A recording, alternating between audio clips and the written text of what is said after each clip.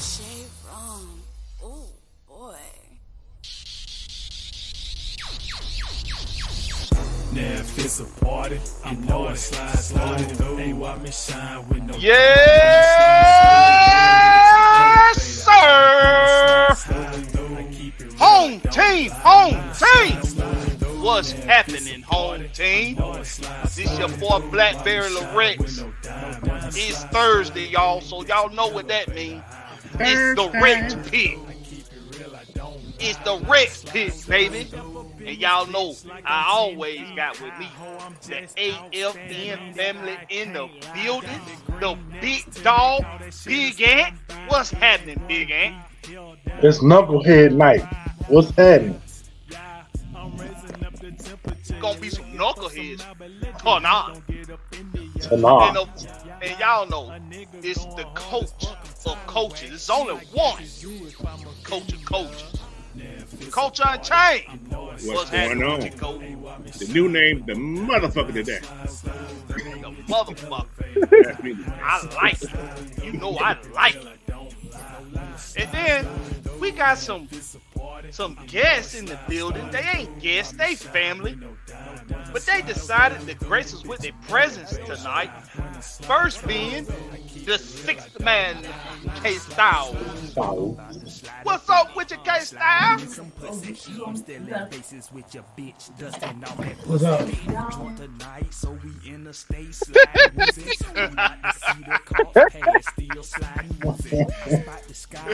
That's a classic K Styles over there. That's a classic K-Styles for you, boy. Baby girl, open the door. Hey, nah, I'm out. Hey, look, I was about to say, boy, just listening to that theme song, but I was just thinking about the fatalities I could do all this shit tonight.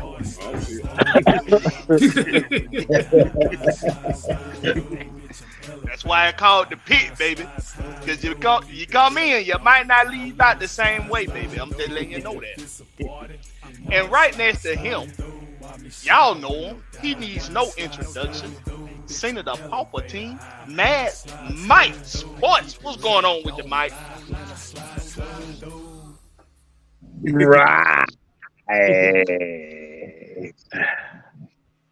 That's all. That's all. Just ride. Just ride, motherfucker. Because if you don't get the fuck up, you might not want to stay down. So you better get the fuck up. Anyway, get off your ass. Get off your ass. Pick him up. Get off Oh, your you head. go. Yes, sir. And we got the guy who is the Georgia Reaper in the building. Say he bringing back Big Willis style. Big Will, what's up with you, boy? No. You already know what time it is, bro. Getting jiggy with it. Getting jiggy with it. So, I'm your host, Blackberry Lorex. Y'all know what it is. It's the home team, nothing but the home team. We about to get this thing kick started. We got blessed with some opening content for y'all tonight, with some opening news. Somebody got an extension, like 30 seconds ago. You mad as hell? About 30 seconds ago, somebody got an extension. Y'all want to know who it was? DeJounte Murray is extended for the next 4 years. Who that is? The Sauce creator, DeJounte Murray. 4 years, $160 million extension. I fuck with it. Money. I fuck with it. What say you all? Big Ant, DeJounte Murray, 4-year extension. Hey, he here to stay. He here to stay. Don't question his loyalty ever again. Cause he could have took way more next offseason. I'm just saying. But he decided to take less before this new season even started. So with that said, y'all can shut the fuck up. Let's ride. Straight like that. How about it, Coach? Well, there go that 25 mil. You know it's going somewhere. It went that man's pocket. So bad. Hey man, congratulations to the young man. So, he earned it. But hey, he's here for 4 more years. Let's see what he can do with this team, man. Let's hope he elevate his game some more too. You know what I'm saying? So that's all I can say about that. Yeah, let's not be like the last guy that got a That's contract. what I'm saying. The last two guys. Who was that? Who that is? That one with that funny hair. That preacher man. He bounced his head off the backboard just to be doing it. You know? You talking about the one that helps up the enemy? Oh, okay. No, the one, the son of the preacher man, the peacemaker. Not the I ain't talking about John Cena. That's PEDs himself. He's the son of the preacher man. Oh man, how about it, K-Style? Hey man, that's like you said, that's a bargain deal right there. Like you said, like I said, you got Mr. PEDs up off the team. So, like you said, now you able. Now like you said, now you done threw that shit by the wayside. Like you said, it gives the opportunity. And I think Jalen Johnson played better with this backcourt anyway, to be honest with you. Mm-hmm. That's true. Did I just hear you say somebody finally came and emptied out the porta potty? Somebody finally came and emptied out the John. That's what it sounds like. Mm-hmm. But we've been waiting on that John to be empty for a while. But I like it though. Like you say, it just showed you that he wants to be here. He wants to build that chemistry with this team. Mm-hmm. And shit, hey, I'm all for it. Let's see what the young guns got. Mm-hmm. I'm gonna skip over Mike. Big Will, what say you, my guy? Hey man, all this do is let you know that the Hawks know what direction they want to go in. They want to sustain backcourt. They don't want to, you know what I'm saying? And they can build on them too. They're gonna build on Trae Young and DeJounte Murray. Yeah, I talked about that some weeks ago. How DeJounte Murray might not have been here before as a core piece, but he's definitely a guy you can have as a part of your core. Okay, now, Senator Palpatine, give us your take on it.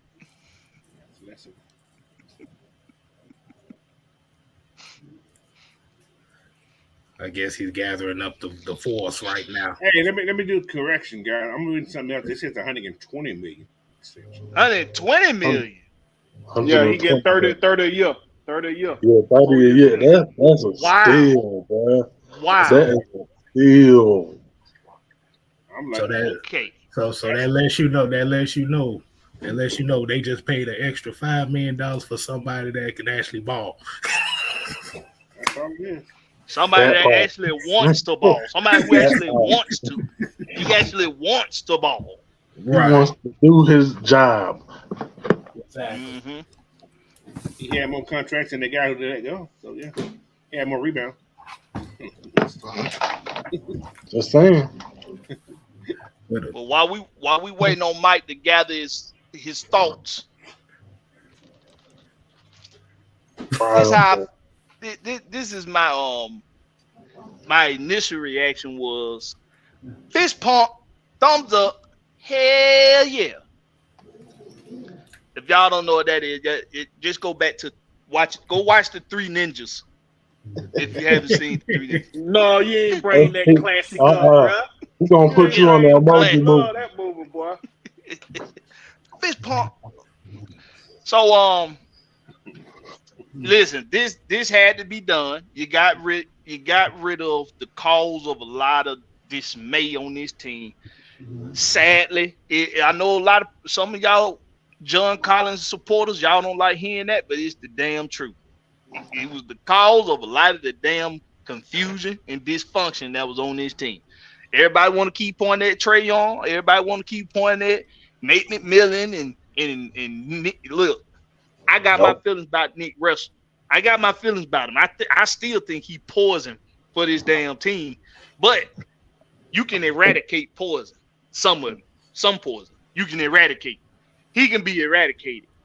For me, John Collins we had to move on from him. I was ready. I went on the fence no more, probably like mid-season last season. I was like, not mid-season, but somewhere toward the latter of the season. I was off the fence with John Collins. I was ready to move on. I knew it had to happen. This contract extension for DeJounte Murray, this had to happen. Trae Young wants him here. He had instant chemistry with Trae Young. He had instant chemistry with a lot of these other young guys on his team, like Onyeka Okongwu. So now that with what we did in the draft with the Buffkin boy and a couple of the other guys, DeJounte Murray has to be here. This is going to be a running offense. I want people to pay attention to what I say now. This is going to be a running offense now. From now on. No more of that taking it up the court, slow motion, setting up half court sets. This is going to be a running basketball team. So be ready for that. So when y'all see, so now this is what happens. Now last season the Hawks were one of the fewest turnover teams in the league. They were very low in turnovers. So I can hear it now because the ball gonna be being pushed a lot more faster down the floor now. We're gonna be getting down the floor a lot more hastily. Turnovers are gonna happen. The turnovers are gonna go up. Be prepared. Now I'm saying it today. The turnovers are going to go up. But where we're going to level that off at is on the defensive end, getting defensive boards and playing perimeter defense. We got some young guys that's good at perimeter defense like Buffkin. We got some guys, and we still got Clint Capella down there as an anchor. And I see Onyeka Okongwu taking another step forward in his career. So this is gonna be a running team, y'all. DeJounte is gonna be the head of that. Trae is gonna be the orchestrator. Watch what I tell you. I got a statement also. Think about this. I want to know this is a very team friendly deal he just signed, right? Mm-hmm. Yes. Now I'm wondering, did they tell him you signed this deal? We're going to get more help somewhere. Think about it. I can see that. You see what I'm saying? That's a steal. He could have went in West and probably got 35, 40 million. Yeah, he could have got anywhere. 45. Yeah, that just shows you he liked the coach. He liked this team, Well, man. it can be that, but plus I'm sure they had to tell him something, man. We're trying to do this. This is what we're trying to do. And I think we're trying to get this guy right here. I'm just saying. So I really just think I don't think they had to sell him too much on nothing else, Coach. I think he liked the chemistry of the team right here, Coach. I'm telling you now. If you see some scrubs getting $50 million, you don't gonna get $30 million. They told you something. Mm-hmm. Right. No, I'm still trying to figure out who the hell Desmond Bain is. I'm still trying to figure that out. If these guys are getting $40 million and he's getting they told him something. He's a damn puppy. That boy. That boy Tyler Halliburton only been in the league for 2 years and already got a max. Yes. Like, what the fuck is we doing here? Well, the 2-6 still got Similac under his breath. He white. Oh my goodness. And they don't talk about Dylan Brooks' old $80 million contract. Shit. Oh my God. I want to talk shit.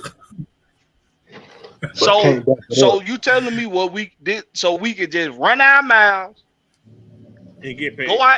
Go out there, just run our miles, trash talk, get our ass whooped in the playoffs by everybody that we got to go up against. and make $80 million. Sign me up. Tomorrow. Hell, they said shit. From what I heard, Jeremy Grant's supposed to be close to 150 right now. Yeah, he Mhm. So Toronto now he get paid by his daddy. I don't know if anybody.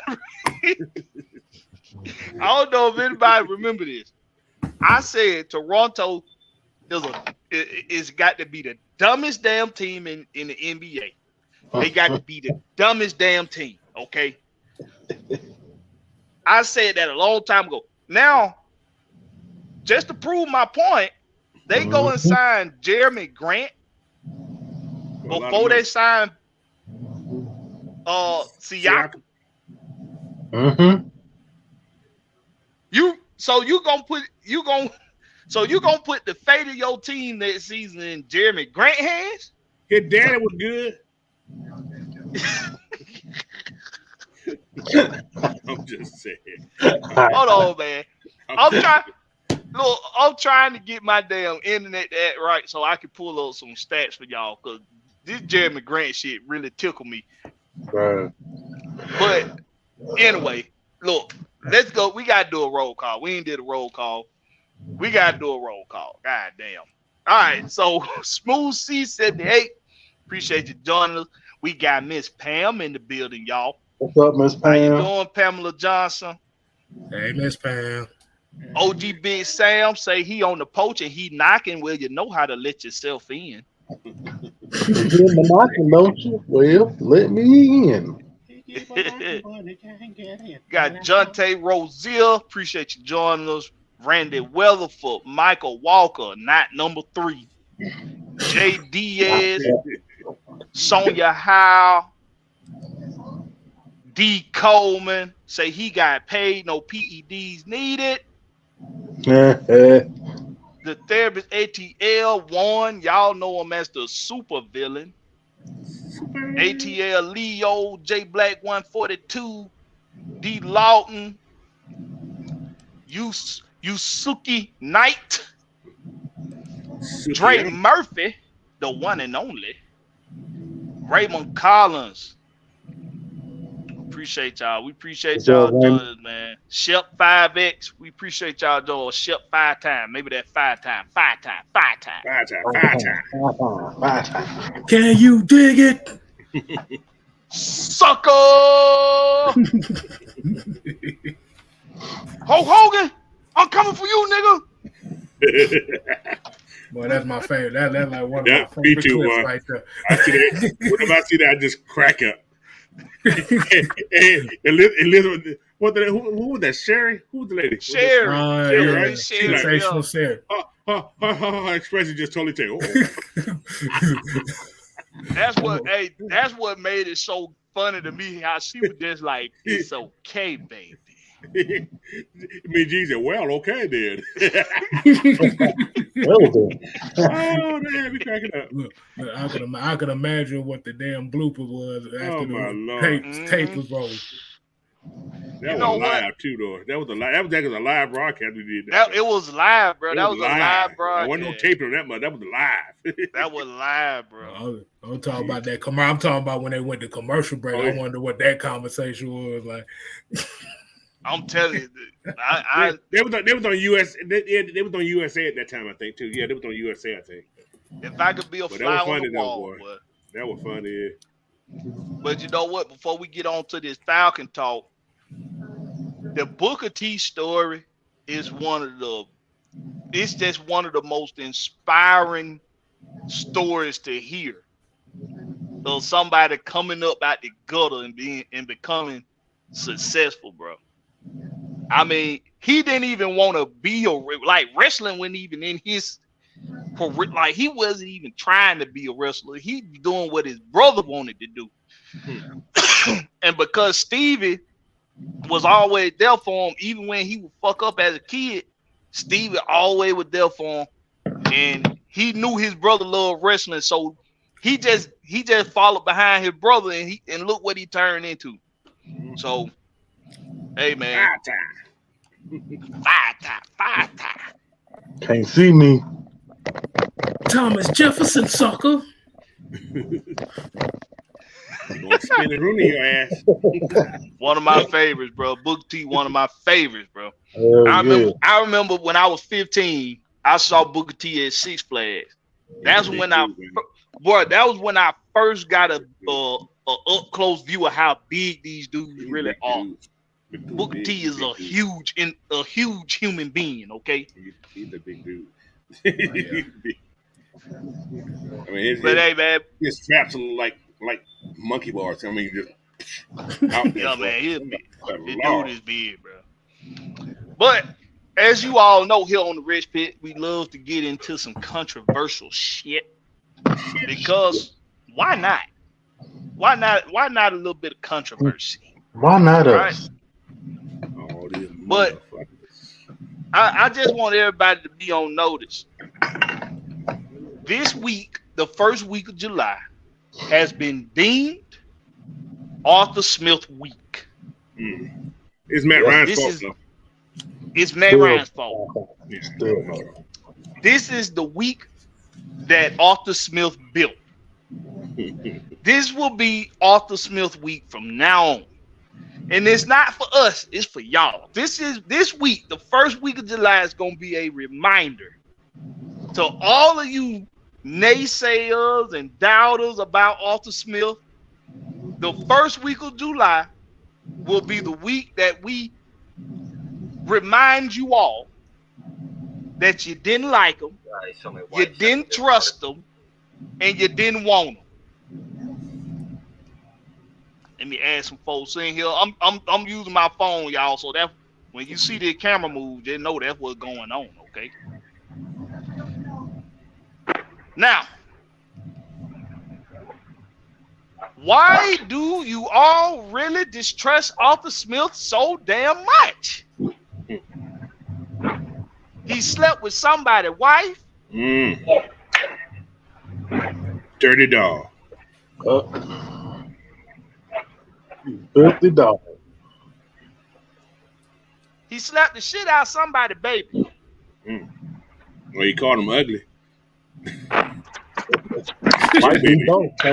Yeah, baby, ugly. He must have had a hand. No, he had somebody's wife in the book. He had somebody's wife in the book. That's what it was. He might have did all three. Somebody's wife. He slept with somebody's wife. Now, he did the same thing Matt Ryan did. Good at his job. That's the problem. And if y'all don't know who and that is OG Sam, OG Big Sam in the building. He came off the porch and came on in the house.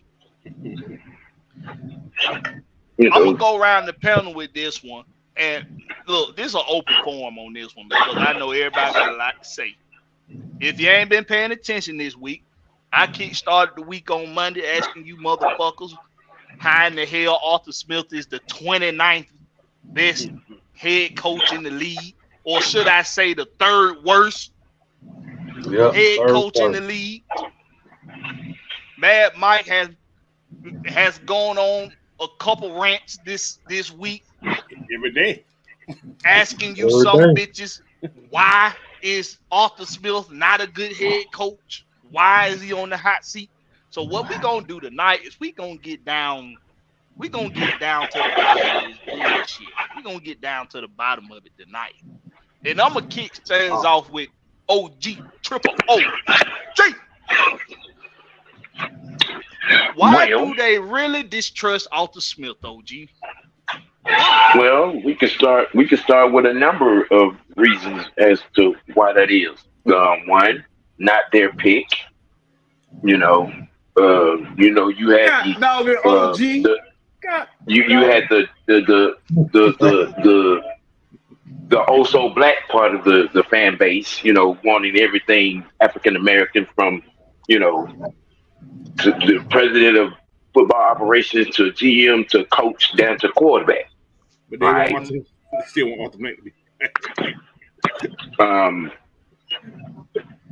Another reason, like I said to start with, he's good at his job.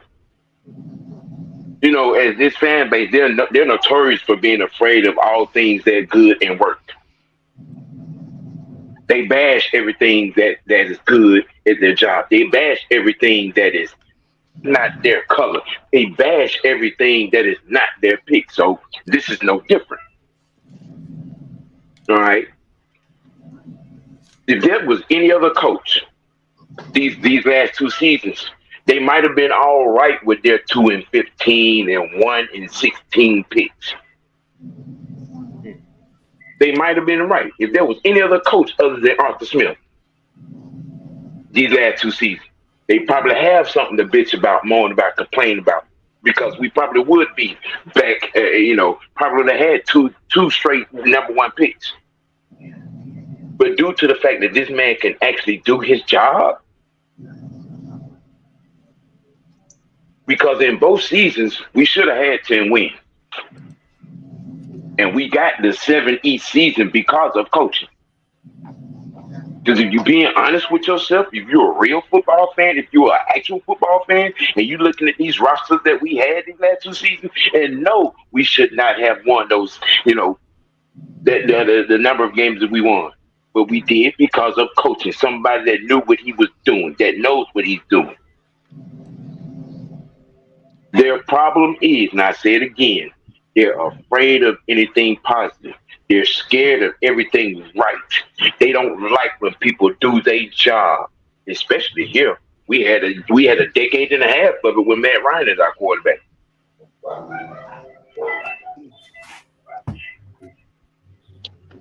Running around here, can he be trusted? I'm sorry. Look at Cordell Patterson and his production here. Why that is? Because Arthur put him in a position to do it. Look at the transformation of the offensive line. Why that is? Because Arthur rolled that ass, put him in a position to do it. Isn't he an Look at offensive Tyler lineman? Algier that last season. Ran for 1,100 yards. Why? Because Arthur put him in a position to do it. That part. So can he be trusted? That question should have been answered when he got off the plane and said what he said to this fan base. And remind him again what he said. Well, what did he say, Sam? No one man will be responsible for this team. See, I don't like OG. I don't like OG taking all my sides right now. He's taking everything. God, no. Well, go ahead then, Will. Reiterate and escalate. I'm going to ride off my OG, man. Like he said, bro, he wasn't their pick. Bieniemy was their pick.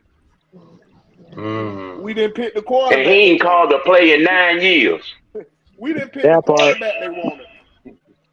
Justin Fields was their quarterback. They forget Andy Reid was the one calling the plays up in Kansas City. Why you think the offense ain't? Come on, we ain't gonna even get into that. But anyway, right. That's a whole other open. Y'all forget that Arthur Smith, what he did up in Tennessee, bro, and what Tennessee have been ever since he left. Can you tell me what have they been? Trash. The offense definitely don't look the same. They're pedestrian at best. This man came here. We had no wide receivers, as I remind you. We had no running game. And Matt Ryan still threw for almost 4,000 yards, bro. With the tallest wide receiver being about 5'9". Come on, man. We had Russell Gage as our top wide receiver, bro.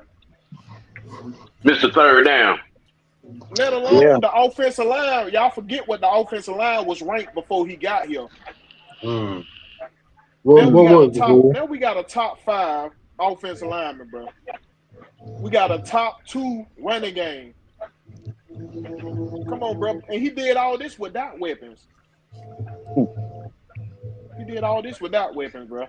Now we got weapons this offseason. Terry Fontenot did his fucking job this offseason. And y'all think he gonna be worse? Come on, man. Make it make sense, bro. Ain't no way when y'all was making this here goddamn ranking that y'all actually thought this man was 29th in the league, bro. Come on, bro. Ain't no way. Bro, you got new coaches. Bro, you got new coaches who never coached before above him. Blackberry, Come on, can I go after Desmond Will? Ritter ranked number 40, bro. There's only 32 quarterback in the league. Come on, make it make sense, bro. Like I stated to y'all in the old show, bro. Just come out and say, bro, I don't like the Falcons. I don't like the way they handle things. I don't like the way they used to party back in the day. You know what I'm saying? Just come out and say that I respect you more, bro. You got people still mad about too legit to quit. I can keep talking, bro. I'm gonna pass to the next man. Go ahead, bro. Hey, I'm gonna be real disrespectful, and I said this on the other show. And this is something that everybody want to gloss over. And I'm gonna say, I said it before, and I'm gonna say it again. We got a coach in Arthur Smith who not gonna lay down in the Super Bowl like Shanahan, who ain't gonna lose the playbook before the game like Shanahan, who ain't gonna dip out on his team after he screwed them like Shanahan. That's what y'all worried about. Y'all were let's just take the sugar off the shit. Y'all afraid of the Falcons getting to the Super Bowl, them to a championship. That's what y'all scared of. It goes beyond all the techniques. It goes beyond all the intangibles. Y'all is scared of us having a team that's going to go to the Super Bowl and actually win.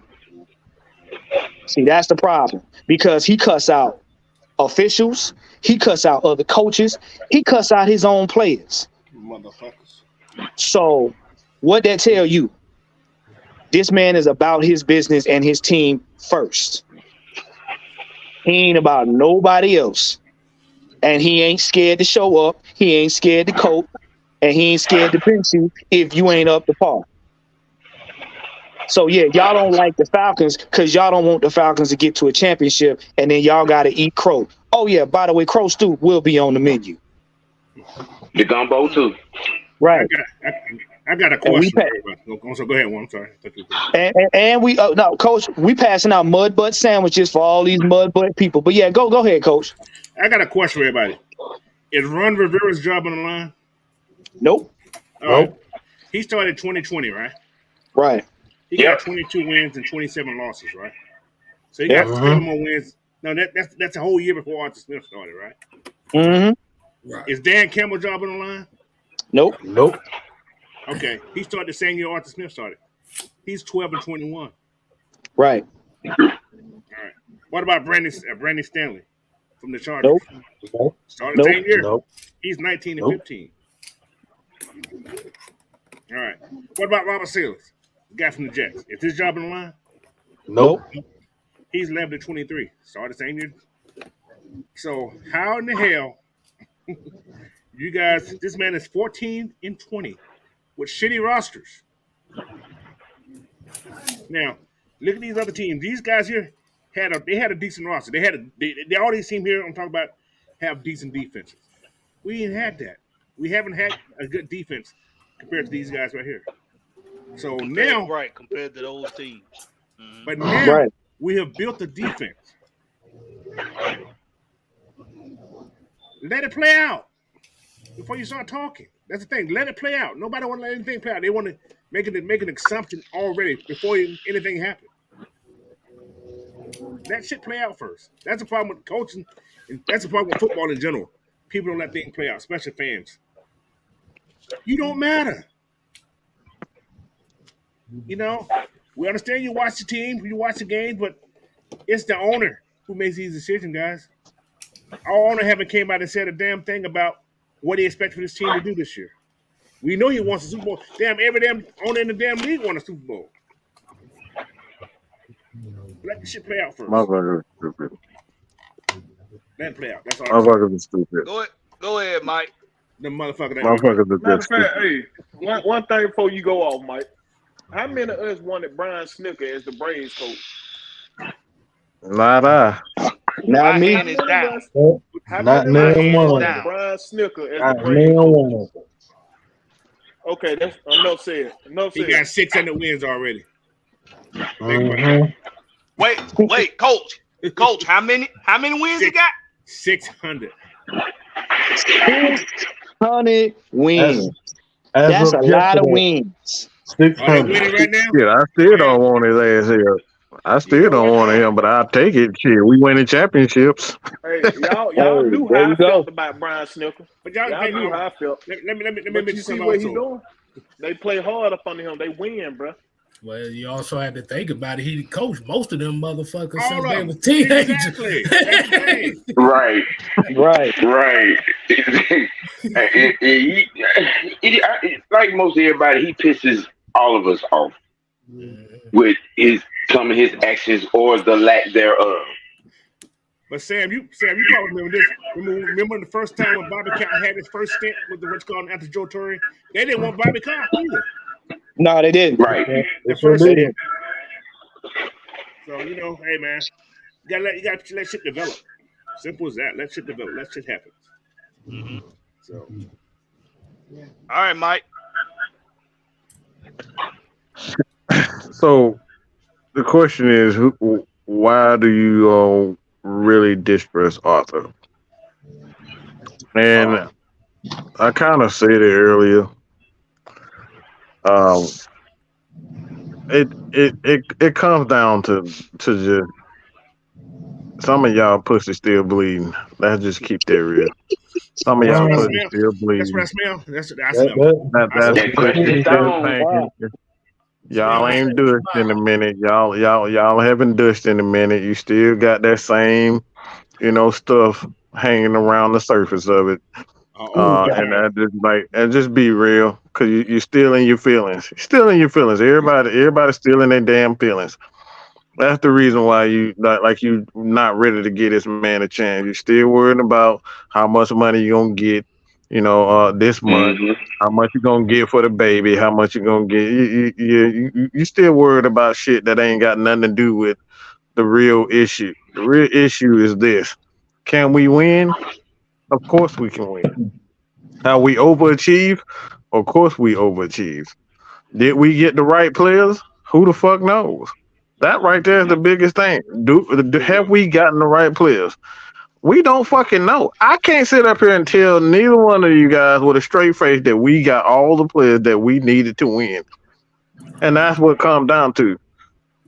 Y'all acting like some damn females. And that's what women do when they not secure, when they insecure, they started asking questions. Well, you sure you work 45 hours this week? Yeah, bitch. I know I work 45 hours. I ain't been here. You know what I'm saying?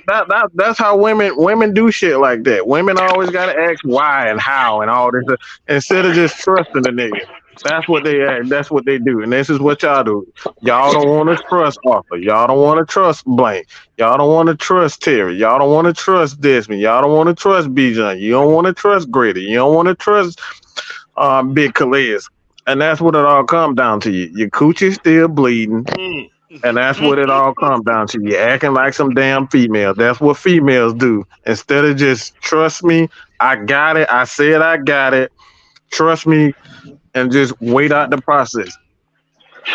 Y'all don't want to wait out the process. You're still thinking about 1998 when you got your first heart broke, when you got your first heartbreak, and then you're worried about 2016, 17 when you got the second heartbreak.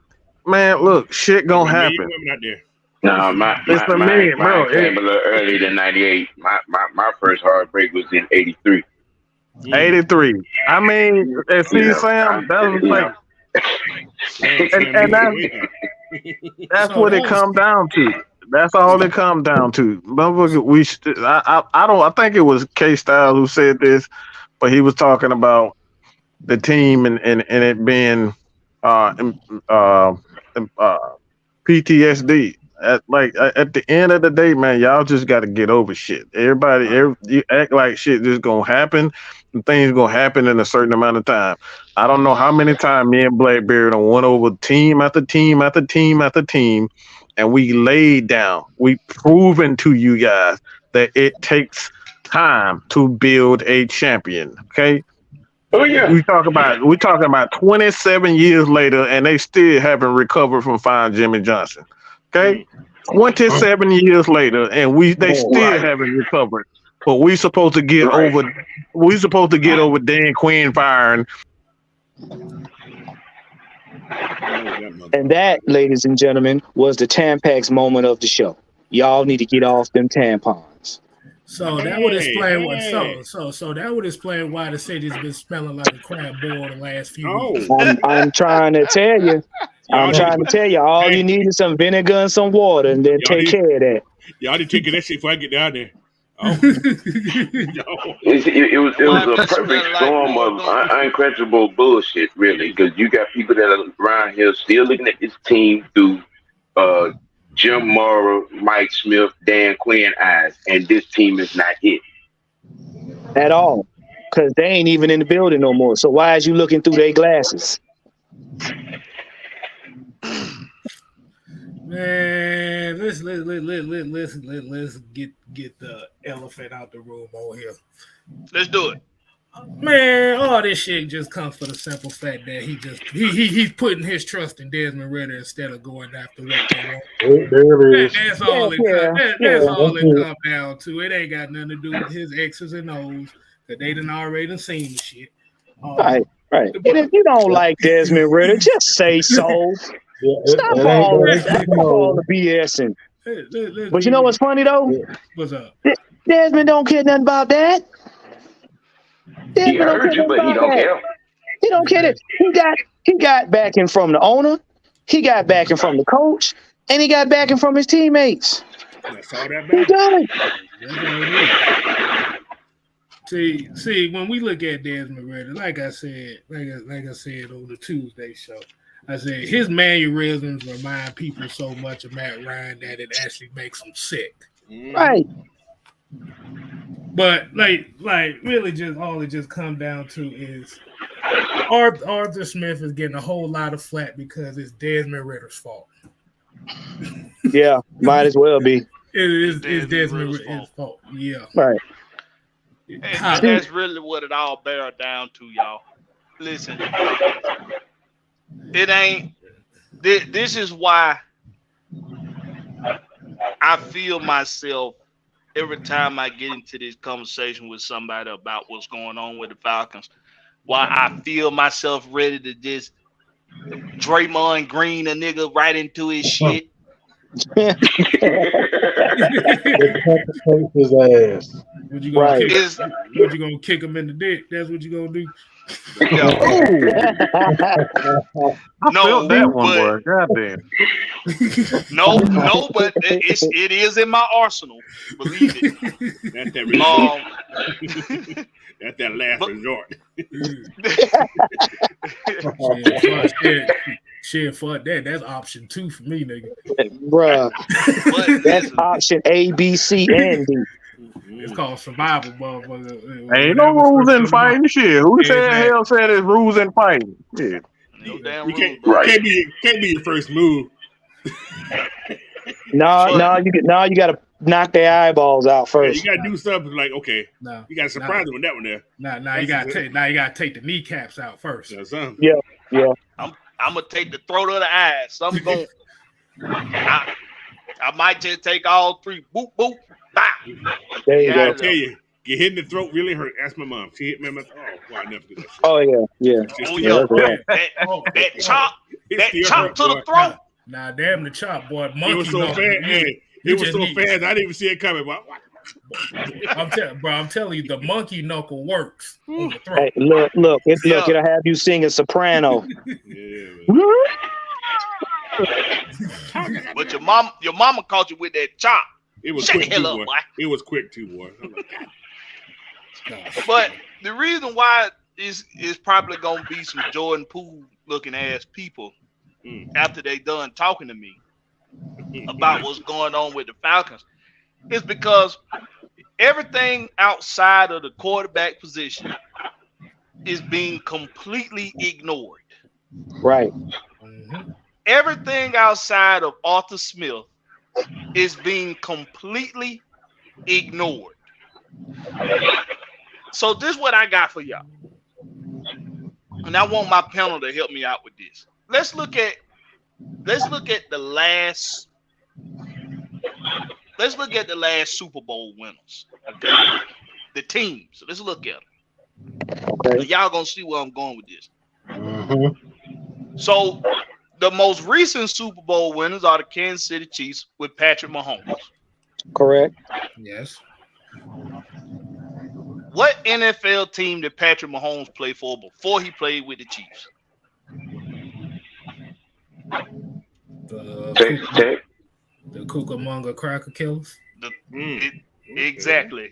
He didn't play for nobody else but the Chiefs. He's only played for the Chiefs.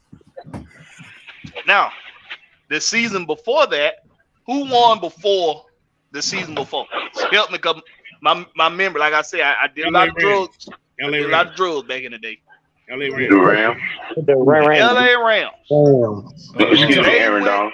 Oh, you talking They about you talking about Matthew Stafford throwing 3 of the worst interceptions in the playoffs last year. He won that motherfucker. Yeah. And yet they won a Super Bowl. Yep. But Aaron Donald won a Super Bowl. Yeah, that too. Yeah, that's true. the season before, Tampa Bay. Tampa Bay Buccaneers. Now, Oh gosh. we're going to stay right there with Tom Brady and Matthew Stafford. We're going to stay right there. That was cool. Matthew Stafford and Tom Brady are 2 quarterbacks to go to a different team and win the championship. They are the only 2 to not win championships on the team that they started with. Since y'all want to guess who? Who? Hey man. Who? Hey. Go. No, he It won go. one. He won one in there. That's right. He won one in it. Yeah, he won one in there. Since Peyton Manning was the last one in Denver. I'm gonna tell you. Hold on. Let me see. Guess who was before him? Oh, Hold on. Drew Brees. Yep, that is. With the Chargers. right. Because he went Now- from Chargers to the Saints. Now, Oh, what year did the Skanks win a championship again? That was 2009. Oh no. No. 2009. 2009. 2010. Or 2009 season. Yes. Yeah. 2009 season. We are in 2023. We are in 2023. We are 14 years removed from the New Orleans Saints winning the championship. And we can count on one hand. We don't even got to use all our fingers, all our appendages. We ain't got to use all of them. This is how many quarterbacks won championships on teams that they did not start with. Four. Now, for all y'all that want to say Nick Foles, he started with the damn Eagles. Get it right. Get it right. Get it tight. Do your homework. 14 years. 14 years. Now, of course we can go even further back. But just for some of y'all that ain't been alive more than 20 years, probably 25 years, we're just gonna go back as far as 2009 for you. You should be able to remember how you got your virginity took back in 2009. Wow. It was, Damn. You should be able to remember that. Memories. Wow. I remember mine, boy. That was my sweetheart, boy. I tore that ass up too. I was disappointed in my first time, but the person that I was my first time with, she wasn't disappointed. Okay, Well, I was disappointed. I felt like I could have did some more Mr. Marcus shit in the movie theater, but hey, I walked all up and down mine, so I'm good. bam, bam. Thank you, man. Okay. Here we go. as This has my been brother brought was to saying, you I didn't by have on my Mr. OnlyFans. Marcus boots. Damn. They just went straight to virginity confessions around this motherfucker. Yeah. Please deposit $9.99 for more content. Right. I think And don't mine. forget to tip. I think mine was Hey, look, mine was mad at me because I folded up like a pretzel. So Kinda like that. Lawn chair. I had it Kinda like all. that. Scorpion, motherfucker. Just think about it. Scorpion.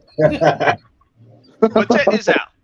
So why do we bring this? Why do I bring this up about quarterbacks winning championships with teams they started with? Why do I bring this up?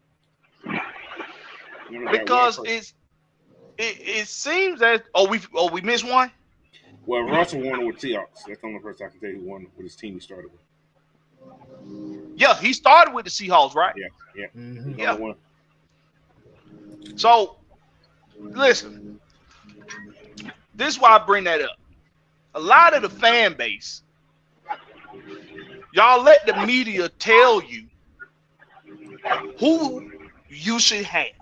You let the media tell you, y'all need to go get Lamar Jackson. He's available. Y'all need to go get Aaron Rodgers. He's available. Y'all need to go get Ryan Tannehill. He's available. Anytime a quarterback becomes available in the league, y'all let the media tell y'all we need them.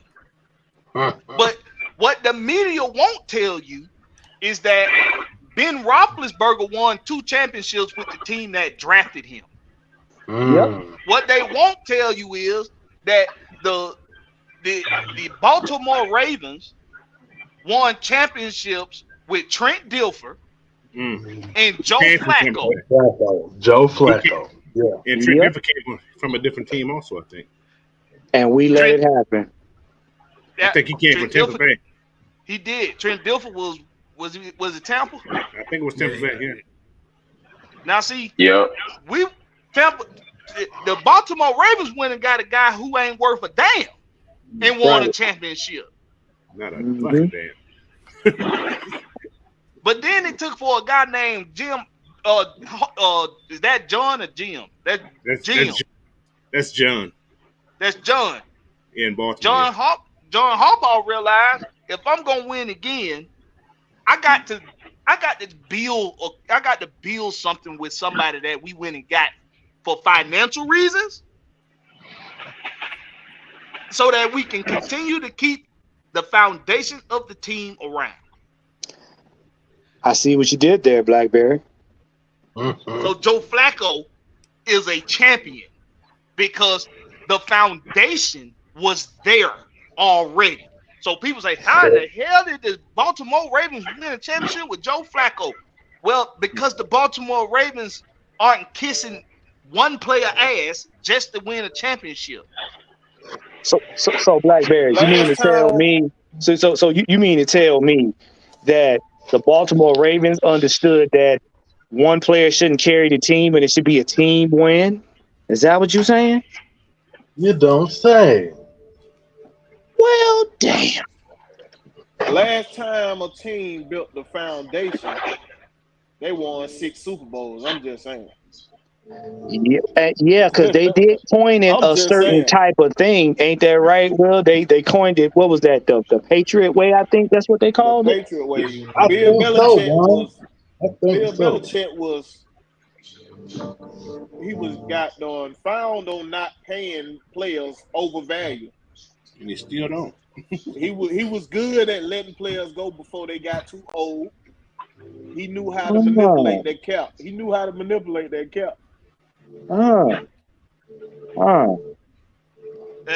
This is a very good comment right here by Shell. Five time. This is a very good comment. This shit ain't basketball. One player cannot win in football. Say it again from the back, please. Now see, he making too much sense though. Yeah, right. How dare you? Now see, this is where intellect comes into play. It's where intellect come into play. Now, Kevin Durant left a team as one player and went and joined a team as one player that had already won a championship. So before you some bitches go to saying, trying to use Kevin Durant and Golden State Warriors as an example, the Golden State Warriors were already a championship team. They were already had a foundation. Hence, they just won the damn championship without Kevin Durant. So before anybody try to use that as an example, shut the hell up.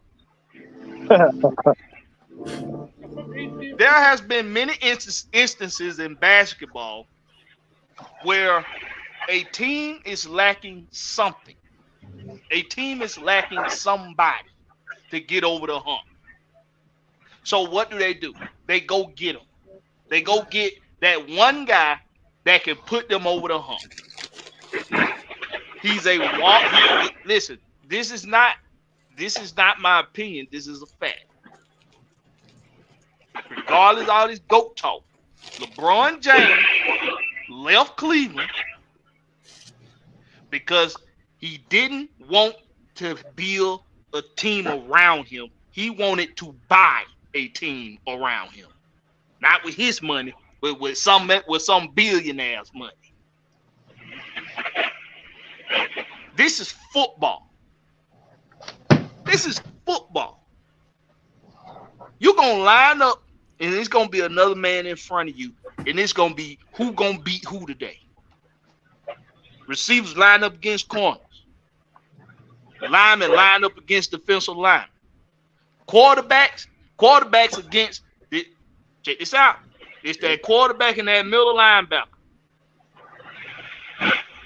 You're going to line up. It's going to be somebody in front of you. You got to beat them today. It ain't that ain't the case in basketball. In basketball, the team defensively can, as a team, hold down one guy. You can't hold down one guy in football. It's you, mano and mano. Can't win a game with one guy in football. You cannot do it. Nope. You cannot. Because one injury will change the trajectory of the game.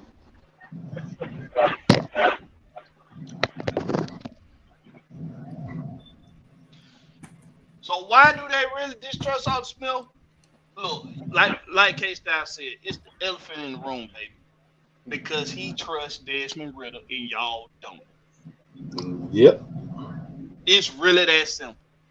He trusts Desmond Ritter to go out there and do the job that he needs him to do. Listen to what I said. He trusts Desmond Ritter to do the job he needs him to do. Not what y'all want him to do, which is throw for 5,000 yards, have 40 touchdowns, 5 interceptions. Yeah, don't make it off. Yeah, Blackberry. A lot of these folks still rectum hurt out here because we wasn't involved with Lamar Jackson. Oh yeah, they didn't put no Vaseline around it before they let him in there. And I'm still trying to figure that out. I'm still trying to figure that out because I need y'all to explain to me when this man's seen anything but a first round postseason anything. This young man ain't went past stop. One. He can run. I can run. If that's the case, I can run. Let me quarterback then, if that's gonna be the damn case. Oh wait, I forgot. And he got an MVP. Oh, you mean he got one MVP? MVP? Yeah, that the same year it was said MVP at the crib in his house. Oh, he didn't just wet the bed. He shitted the bed. Okay. Yeah. Okay, so he pretty much got. He don't need the pins. He need chucks. So he pretty much the MVP of dirty diapers. Okay, I got it. Yeah. They mad about that. Yeah, about that guy. See, here's something else. Here's something else that Blackberry, I'm pretty sure is gonna educate y'all on. Do y'all not understand, Ritter haters, that Ritter is a walking playbook? Y'all forgot that part, didn't you? Only rookie in his class to not have a wristband on playing games being thrown in and knew what to do. in said games. Running a This man, totally though, different offense. right? A walking playbook. I don't see Justin Fields doing it. I damn sure don't see Lamar doing it. Fish I eye. don't see Bryce Young doing it either. That man played 58 games in college and only lost 4. That should be enough tape right there to tell you any and everything you would want to know about one Desmond Ritter. If you can't find nothing positive or get some kind of grip of what a quarterback should look like or should not do or should do out of 58 games of watching his film, you ain't looking. You ain't looking, and you don't want to look. Sam, not even that, Sam. What can you tell me that's negative about it? Right. That's the Show me question something right he did there. that was negative. Besides, I'm still on that part of it. But you know, the thing about it is they just gonna point back to the '90s that first Saints game. That's the only Saints game. That's the only thing that comes. That's the only thing I've ever heard. Still could have won that damn game. Yeah, that's been a running theme for these folks that are making a mockery out of our 3rd round pick. There were 1 or 2 bad throws in that game, and they're hanging on to those 1 or 2 bad throws as their argument. You know what I'm saying? Why he shouldn't be the star. But guess what? That's no argument, because here's why. We told y'all around week 5 and week 6. Listen, if you take Mariota out, he ain't coming back. If you put Ritter in now, he's going to do rookie things. And I keep saying it. You cannot get around the rookie process. The man had to get acclimated to the game. So he gonna have some bad throws. He gonna have some judgment laps. We told y'all that. That ain't no argument. You telling us what we told you. And then the man improved from there to include beating Brady. So yeah, y'all can miss me with that New Orleans game. That was the test to see if this man could handle the NFL. Could he handle the speed of the game? Could he handle the pressure of the game? That's all Arthur Smith wanted from him. And was this man going to get better? Was that the same game that Drake fumbled? Yeah. It is. Yeah. Oh, good, right. It was Desmond. Yeah. That's right. Yeah. This was Desmond's fault, though. You gotta remember it was You know how that is. It was Desmond's fault. You know it was Desmond's fault. He threw the football. It was his fault. Yeah, it was Arthur's fault. It was Arthur's fault for trusting Desmond to complete a pass that Drake London fumbled. It was first down. On the 20 yard line. And it was like 2 minutes left, and it was going down. Yeah. The it was on the 21, I think. They was marching. 21-18.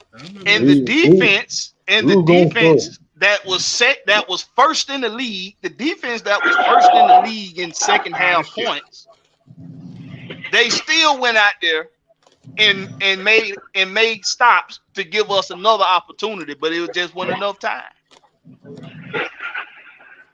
Yeah. But it's Arthur Smith's fault. It's Arthur Smith's fault that the defense was second in points allowed. I mean, was first in points allowed in second half of football games. It's Arthur Smith's fault. Blame him.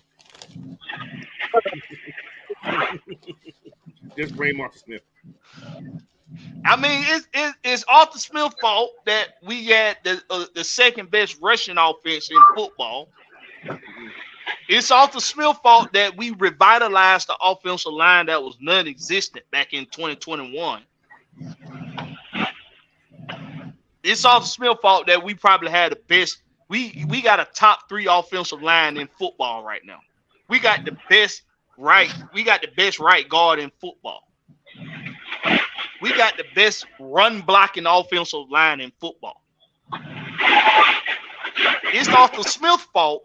It's Arthur Smith's fault that free agents this offseason wanted to come to play for the Falcons. Took less money than they could have got somewhere else to come play for the Falcons, to come play for Arthur Smith. Yeah, they don't want to have that conversation. That's Arthur Smith's fault.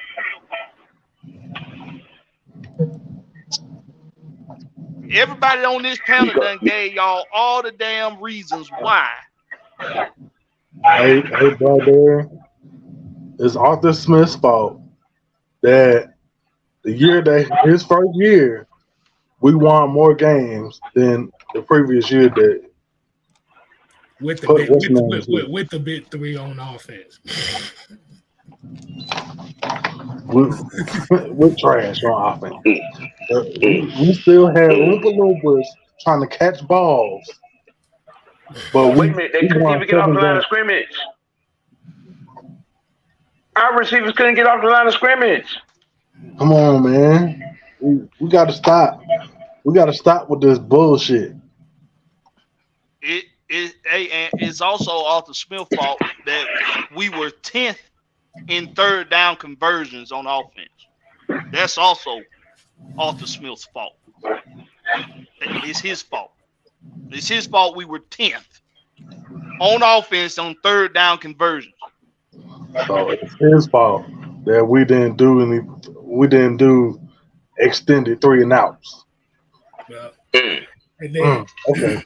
And then y'all do realize we made 2 simultaneous points here that rings in with the original question of the show. Yeah. We've made 2 very specific reasons as to why we should trust this man. Coming in, he called plays that helped Matt make considerably great offensive choices in that season. Year 2, he called plays as to what our offense was suited to, running the damn ball. Mm-hmm. Now with the full kitchen, what do you? I mean, this is to those that keep saying that Arthur's been conservative. He's not a good play caller. I mean, if you really been paying attention, if you really looking at how this man's scheme utilization skills go, you know he called plays that's suited to his personnel and what that personnel can do and cannot do. right. All you gotta do is look at CP. That's a prime example of what he can do calling plays. Nobody before he got here was using him in that running back role like they were supposed to. As soon as he gets his field, he breaks out, and you mean to tell me that's just, come on, bro. That got to say more about Arthur Smith than anything. And you know how many times I've asked that question, damn, Bill, you had this on your roster and you weren't doing this with it? Now you want him back. You want to know how good Arthur Smith is, really? It's his fault Marcus Mariota was player of the week last season in week 4 or 5. Hey, don't you say that. Don't you say that.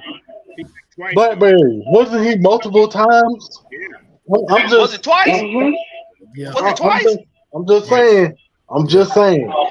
It wasn't just 1 week. It was twice. This illiterate ass MFer was player of the week. Motherfucker, you can say it. Motherfucker. That motherfucker. Don't make it easy for you. Call him by a real name. Quarterback 1. He's still a motherfucker. They're right, Ant. They're right. Look. Here's another statistical that this is the other statistical that has a lot of people up in arms. Are y'all ready for this? Uh-oh. All right. So as we know, Desmond Ridder played in 4 games, right? Mm-hmm. Yes.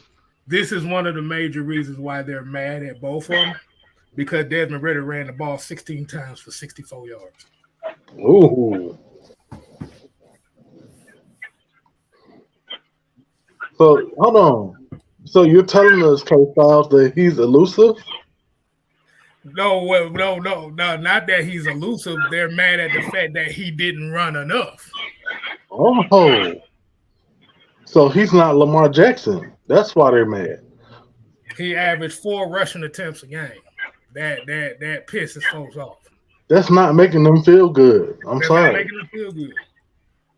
So out of 117 passes in 4 games to 16 runs. Hold on, let me do some calculations on that right quick. Mm-hmm. Get your scientific calculator out. Don't you do no mathing. I've been doing some math. Scientific calculator out. You don't do no mathing. Because if your man start mathing around here, you know he's about to get real personal. Okay, so for every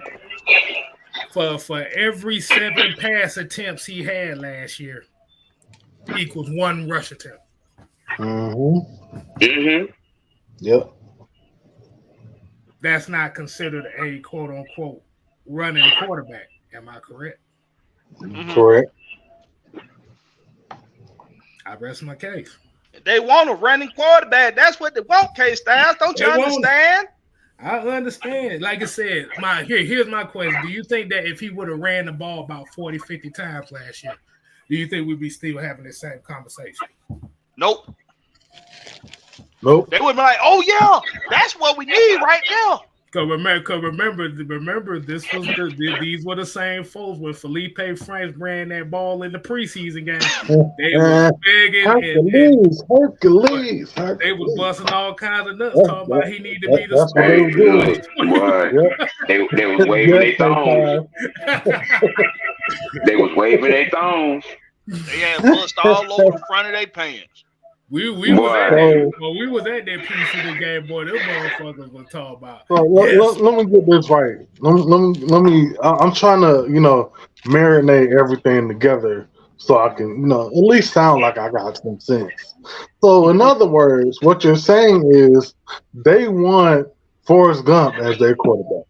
Is that what you're saying? They want Forrest. They said they want. Okay. I was not expecting that. I ain't gonna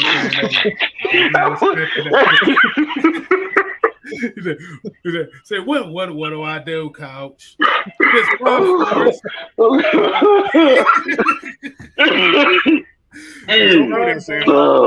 Be careful. Be careful over there, boy. That boy might be dumb, but he sure is fast. Because I kid you not, the very first 3 weeks, I was watching a football game with some Falcon fans.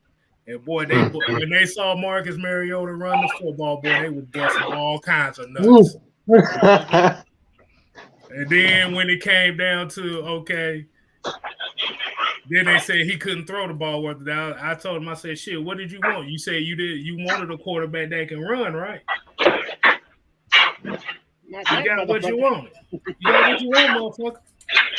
Now I need a quarterback that can throw the football. Well, you got rid of that motherfucker. What?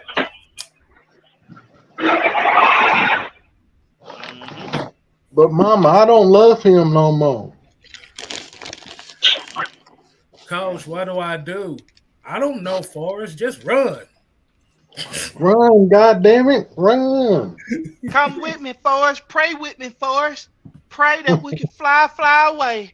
Long way from here. If you look at it on face value, what really went wrong is they wanted James Evans and they got Michael Evans instead. He's still living. Hey man, I just got on. I just got off the phone with the Wolf Man himself, and we got some heat for y'all ass coming real soon.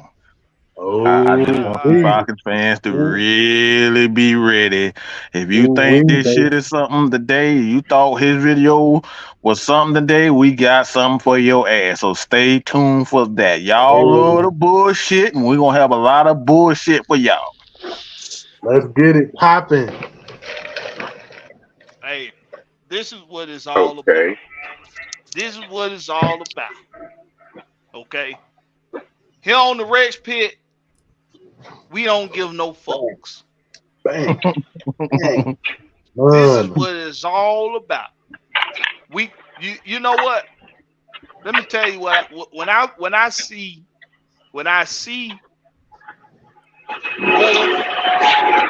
A1 day one or day one A1, whichever order they go in. And when I see Mad Mike and them two back and forth, you want to know what that tell me? That tell me they got nuts. Honest. That tell me they got nuts. They got heart. A lot of y'all content creators ain't got no nuts. Because you're scared to face the music. You're scared to face the damn music. Around here, we come at each other. We can battle amongst each other. By the time you get to us, okay. By the time you get to it, we already done beat each other up so damn much. That's shit and sweating and goddamn slobbering and shit. You know, you walk in and say something stupid and we get dessert. You mince meat by the time you get to us. So while Wolf day one A1 building up he's steady building because he ain't scared. He ain't never scared. Y'all gonna stay stagnant. I love it, man. Y'all gonna stay stagnant because you scared. He a lot better. He a lot better than that one motherfucker that claimed he the best, but I still don't know who the fuck he is. Look at him. Oh boy. You know, hey, look, that liquid courage make you say a lot of dumb shit. Wow, Sam. Whole lot of dumb shit. Can't claim you the best. When you put it out there for public notice, when you put the video documented evidence, even Ray Charles could see he was slipping. That was gone. That's your I'm just saying. We're calling a spade a spade. Yeah, you probably sit him down with a suit and tie, and then he done had some coffee, and he don't sound nothing like that.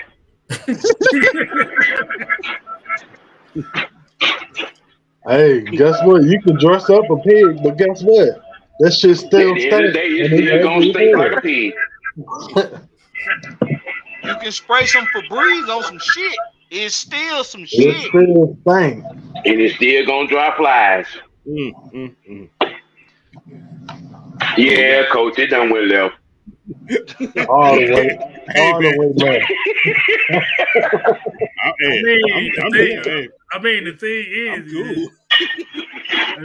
The thing is, you can't be telling somebody you the best, but you only saying it in somebody else's goddamn live stream. Somebody where I'm from, they call that bitch assness. Bitch assness. I'm gonna steal that one, boy. I like that. Bitch assness. I'm gonna use that one. Yeah, can I say the name, Mike? I might. I mean, go ahead. He called himself the best. Yeah. Sports Live and the ATL been trying to call out Mike for the last 2 weeks. What? Yeah. But the thing is, the only time you see the call out is if Wolf makes a video and he do it under Wolf's video. Oh, okay. So we doing that backdoor type of shit. Okay. Yeah. He said he only want to debate. He don't want to debate nobody that's older than him or nobody younger than him. Well, he don't want to debate no fucking body then. Well, there's no damn body. What? I'm just saying. Huh? Look, you probably go under Wolf's video right now. You're gonna see him saying the same thing about him being the best. I'm the best. Look, I'll never say that I'm the best, but I know I'm goddamn good. I can blow the roof off any motherfucker. Oh, that's DJ Kelly. Oh, okay. Check this out, y'all. Nah, that's Jeff. Nah, that's just Jeff, bro. That's just Jeff, bro. Check this out, y'all. I want to do something real quick. I want to do something I didn't get an opportunity to do the other week. Right. So there was someone that had. Now I don't remember who posted it in our group chat. Y'all remind me who posted it.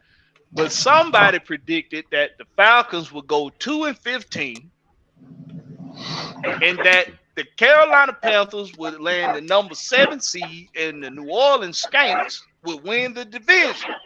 I think I posted that the other day, last week. It was you, Coach. See, I think it was me. I seen it too. I think it was me though. So this is who they saying. They saying the Skanks gonna win the division. This is who they're saying they trust to win the division. Before I get to the 2-15 shit, this is who they saying they trust. They're saying that they trust Dennis Allen and head coach. They're saying listen, I'm sorry. He only won 15 games as the coach for 3.5 years. He only got one game. He only got one game more than Arthur Smith, and he's coached for almost 4 years. But he's trustworthy. Okay, so we trust. So they trust Dennis Allen. They trust Derek Carr. If Derek Carr doesn't fit the bill, they trust Jameis Winston. If Jameis Winston don't fit the bill, which he probably won't, they trust Jake Hanner or Taysom Hill. Who? Jake Hanner. Oh, that's a little funny posing dude. That sweet and sour. Sugar plum. That's sugar plum. Oh, not sugar plum. Sugar plum. So I think it's safe to say that you can't trust Derek Carr to lead you anywhere. You can't trust Jameis Winston to play more than 8 games.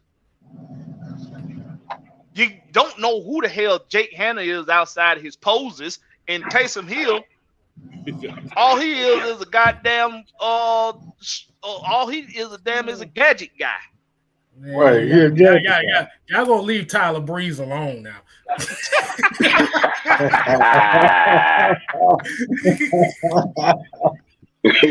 Now, don't you do that, Skip. Hell no. Hold on, Skip. Don't you do that. So this the backfield they trust. So you trust Alvin Kamara not gonna be in jail. Good luck with that.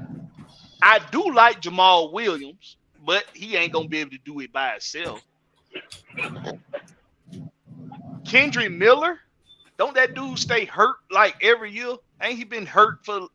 Okay, Yeah, he was hurt last year. Kendrick Miller, and he's questionable again. See? And Dwayne Washington. I guess we trust this backfield. You trust Chris Olave? You trust Michael Thomas? Hell no. You trust Rashid Shaheed? He probably need to be in the WWE, not the NFL. I do like Jawan Johnson. He just on the wrong team. But outside of him at tight end, Foster Moreau. Who? Jesse James. Jesse James. Ain't he dead? Governor? Damn, you talking about The the Jesse James tight end that used to play for Pittsburgh? He's about 75 years old, yes. Yeah. I thought he retired or something already. You know, I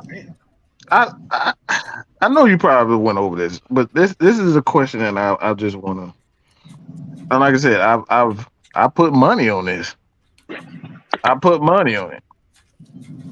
Nobody has given me a valid reason as to why you don't like Arthur Smith. We keep hearing the same recycled stuff about these two guys over and over again. Maybe they work at UPS. I don't know. You know what? It's 4 games. He only won 14 games. He didn't get to the playoffs. The offense it's the offense too old when that's a myth, and we literally praise Bill Belichick, the Titans, the Ravens, the 49ers for running the exact same offense that we run. So we know that's a myth. We know that's a lie. And then you look at Desmond Ritter. Well, you literally call Tom Brady the greatest of all time for being a 6th-round pick. So we know that's a lie when it comes down to why you dislike this guy and why you don't believe in him. So it obviously has to be a lie. So again, what do you guys think? I know, like I said, I know we did this, but I really want to hammer it down as to why you guys think. No bullshit. No, look, we ain't putting no special sauce. We ain't putting the seasoning inside the jerk. We make this jerk hot as fuck, spicy as fuck, fucking burn your asshole. Okay, everybody with what that take. Everybody with a simple take as to why you think that they dislike Arthur, why they dislike Desmond Ritter, and why they do not believe in the Falcons. Because number one, we didn't draft Anthony Richardson. We wasn't in on AAU Jackson. Those were their picks from a free agent perspective, from a draft perspective. Period, point blank.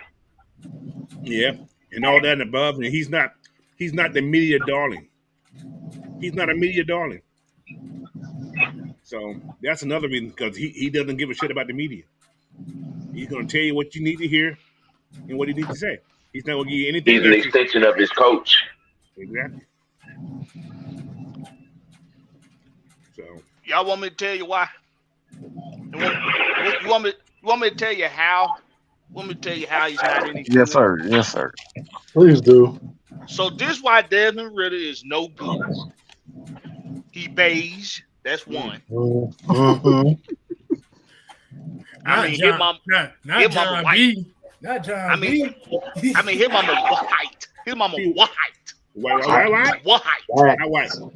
How white is she? So that's one. He's beige. Two, like K Styles pointed out earlier, he ain't gonna run for them like they want it. He ain't gonna run. He ain't gonna shut up and run like they want him to. That's two. That's why he's not a field black guy. He's not from the field. Mm-hmm. He's in the house. They don't have to run. He's in the house. Ooh. He's serving trays. He ain't serving hate. He's serving trays. He a house nigga. Let's see. He played for Cincinnati. They don't know who Cincinnati is because Cincinnati hadn't been on the map since Desmond Ritter got there. So because they don't know nothing about Cincinnati, and he was hit in the 3rd round, he ain't no good. And they also say, and this is why he also ain't shit. This the biggest reason why Desmond Ritter just ain't shit. Because he reminds you of Matt Ryan. Damn that Matt Ryan. Damn you, Matt Ryan. Well, now, you'd have thought Matt Ryan was the spawn of Satan the way they talk of him. You thought. Well, I tell you what, if he come out in week 1 and his first pass is a 75-yard strike for a touchdown, they're gonna have somebody like Matt 66-yard strike for a touchdown. I'm telling you now, you might want to pick up the hotline because boy, some folks gonna be on suicide watch. I'm glad you said that, Sam. Sam, I'm so glad you said that because I had a thought earlier. Well, y'all remember his first play? His very first regular season play. That motherfucker went deep. He went deep. He went deep. Down the sideline. He didn't care. He didn't care that the receiver went open. He didn't care the receiver went open. He just said, you know what? I'm finna sling this thing and see if my receiver can make a play.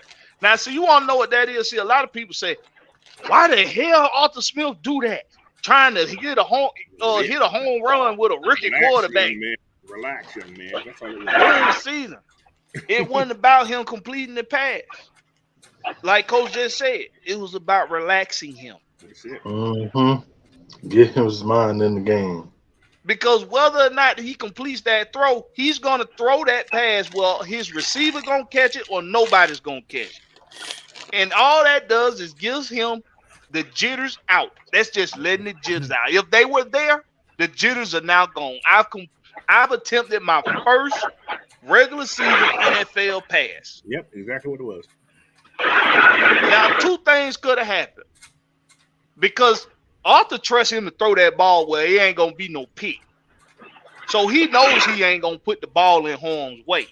So only two things could happen. Either the receiver make a play and catch it, or it's an incomplete pass. Either way, we got the jitters out. That's what it was about. But you motherfuckers, Desmond Ritter can't.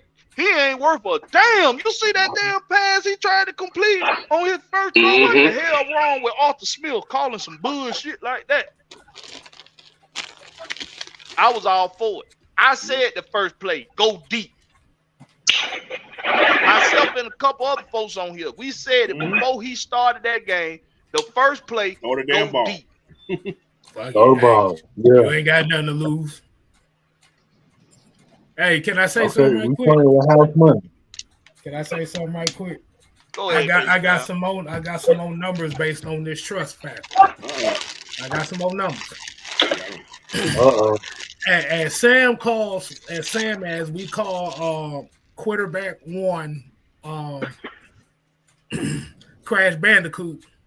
Yo, Trash Bandicoot. How many pass attempts do you think Marcus Mariota threw last year? A lot. Okay, so he's attempted 300 passes last year in 13 games. In 13 games. So Wow. So that's on average of 23 attempts per game. Okay. Okay. Desmond Ritter threw the ball in 4 games 117 times. Which adds up to almost 30 pass attempts per game. I would call that trust, wouldn't you, K-Styles? That's a whole lot of trust to me. Sound like a lot of trust to me, bro. Can I point out something on that fact too? Go ahead. In them 4 games about that young man. What's up? If you notice, whenever there was an incomplete pass, or or something that didn't go right. When you look, if you go back and look, what did you see Desmond Ritter doing? Going to console the receiver. He talking to his line. Talking to everybody. He talking to the guy that was supposed to be catching the pass. If something went wrong with the whole unit, he right there. Hey man, come on, we get this time. Let's go. He already on to the next play. Right. That one thing they said Mariota wasn't doing. All he did was go to the sideline and sit by himself. Every time if he mess up or something, he go to the sideline. He sit by himself. Yep. That's the point. He didn't want to be. Hey fellas, just remember to mute yourself when we if you're not speaking. Yeah, a lot of background. Go ahead, Will. Finish. You finish. No, I was saying, yeah, that's what they now realizing though, man. He came in and been a leader when he first stepped in, bro. So that's what I'm saying. That's the difference, man. He was willing to go out and work with these players when he started. You know what I'm saying? Mariota wasn't doing none of this, bro. Mm-hmm. This guy shows leadership. Just give this guy a chance, man. Let him prove you wrong. Instead of you already convicting him as a bust. You ain't even gave him a chance to play, bro. And they shut me the hell up about Darwin because he didn't bounce no footballs off the ground. He did better. That's right. That's right. I All was of a just about to sudden, say damn that. ball can be All snapped. those Like snap problems. All those snap all the problems damn stop. sudden. Now check this out. All those snaps. Check this out. Let me go back. Let me go back to this. Now I updated the rosters just now, right? Rewind. Can you take a guess how many players on offense and on defense? Can you take a guess how many players right now are on the questionable list for the Falcons? In questionable list. Oh, about to get cut?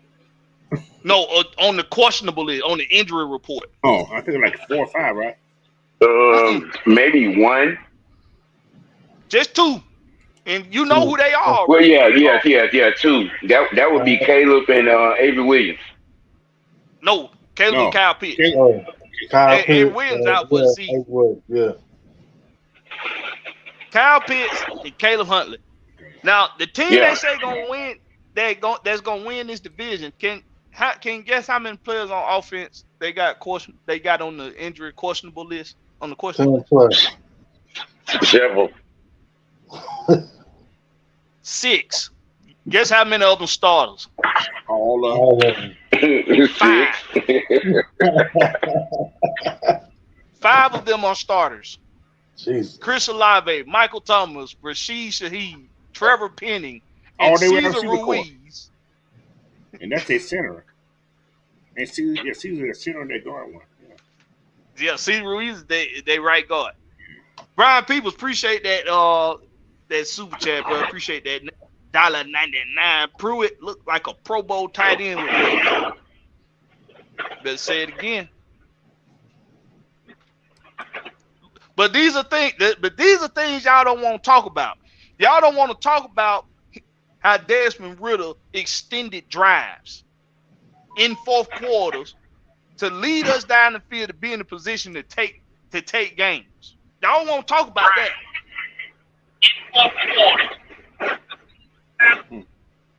Y'all want to talk about that. Y'all don't want to talk about how Desmond Ridder is undefeated at home, including in the NFL.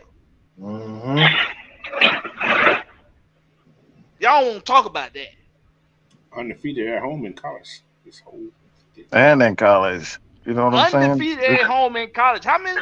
And he's the only quarterback in his draft class that played all 4 years in college. And he was undefeated at home. So you go half for 50, 54. Anybody? The last 3 quarterbacks out of the NFL that played 3 seasons? 3 seasons, 3 years in college, and you look at a lot of these guys, 2 of them you know. One of them was just drafted not too long ago. But one of them is a Super Bowl champion. Anybody want to take a guess at those 2 guys are? Matthew Stafford and who else? No, we talking about recent. Talking about recent years. Yeah, recent. He's a champion? Yeah, he's a champion. The last 2 quarterbacks that played 3 years. We talking about quarterbacks. How far you looking at? Patrick Mahomes. He didn't play 4. He didn't play. There you go, K-Style. There you go, right there. Did he play? There you go. Did he start 4 years? 3 years? Patrick Mahomes at 3 years in college. And a lot of those were times he actually played. So we got guys that they played in college. When you look at the numbers that they put up in those years, because you can look at guys like not Josh Allen, but Trey Lance. Trey Lance didn't have a lot of experience at quarterback. So he played, though. He had 3 years, but if you look at the experience behind those years, most of those quarterbacks always success. Success always leaves a trail. The other guy is a champion too, and he's a champion at Clemson. Yeah, that's the other guy I'm talking about. So success leaves a trail. Gotta look at that. you gotta look at the experience. Now we always have them anomalies like even Matt Ryan. Matt Ryan was another guy. He put up numbers, great numbers in college. You very seldom see a guy, Drew Brees, another one of those guys we talk about. He put up great numbers in college. These guys, it's always a trail of success. And this is why I always say, I don't give a fuck about your feelings. You got to show us the numbers. It's not out of the question. It's not just as far as like even with Drew Brees. You look at Drew Brees and say, man, I don't know how the hell Drew Brees. Well, Drew Brees was a damn good quarterback in college. Mm-hmm. Joe Burrow, damn good quarterback in college. I can keep going on and on. Matthew Stafford, a damn good quarterback in college. Matt Ryan, a damn good quarterback in college. Tom Brady, when he got his chance, he was a damn good quarterback in college. Stetson Bennett, a good quarterback in college. I know that was coming up. Now, we ain't going to get stupid now. We don't use our brain cells this time. Why you poking that bear? But success, we always talk about success, though. Like, success always leaves a trail. You can't just look at it and say, all right, this guy, I like this guy. Because you can look at, Justin Fields. Everybody wonder why Justin Fields is struggling, why guys like Brock Purdy, he can get in NFL and put because he had that success in college. He had a fair amount of success in college. So, like I said, whether you like him or not, a lot of these guys, nobody thought Patrick Mahomes, except for the great one, Mad Mike himself, that thought that Patrick Mahomes would be a great quarterback. Why? Because you look at his numbers and look what he did, the types of throws that he made in college. He was making them throws in college. But nobody gave him a shot because of the school that he played with. That man was making them, go look at it. That man was making them throws in college. Success always leaves a trail. But people choose to ignore it. People choose to ignore that Alabama quarterbacks always have all the great wide receivers and all the great defenses and all the great offensive linemen. Mahomes had to play a hero every single game. He had to play hero, so this is fun for him. This is fun for him when he had to play hero. That's how trash that defense was. They had to he didn't have a defense he had to count on, Big Ant. None. Man. Look, I watched just about every game of his career.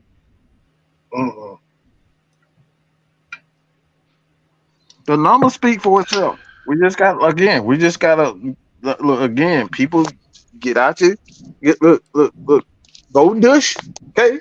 Take a nice little cold shower as you done got it, stuck and plucked.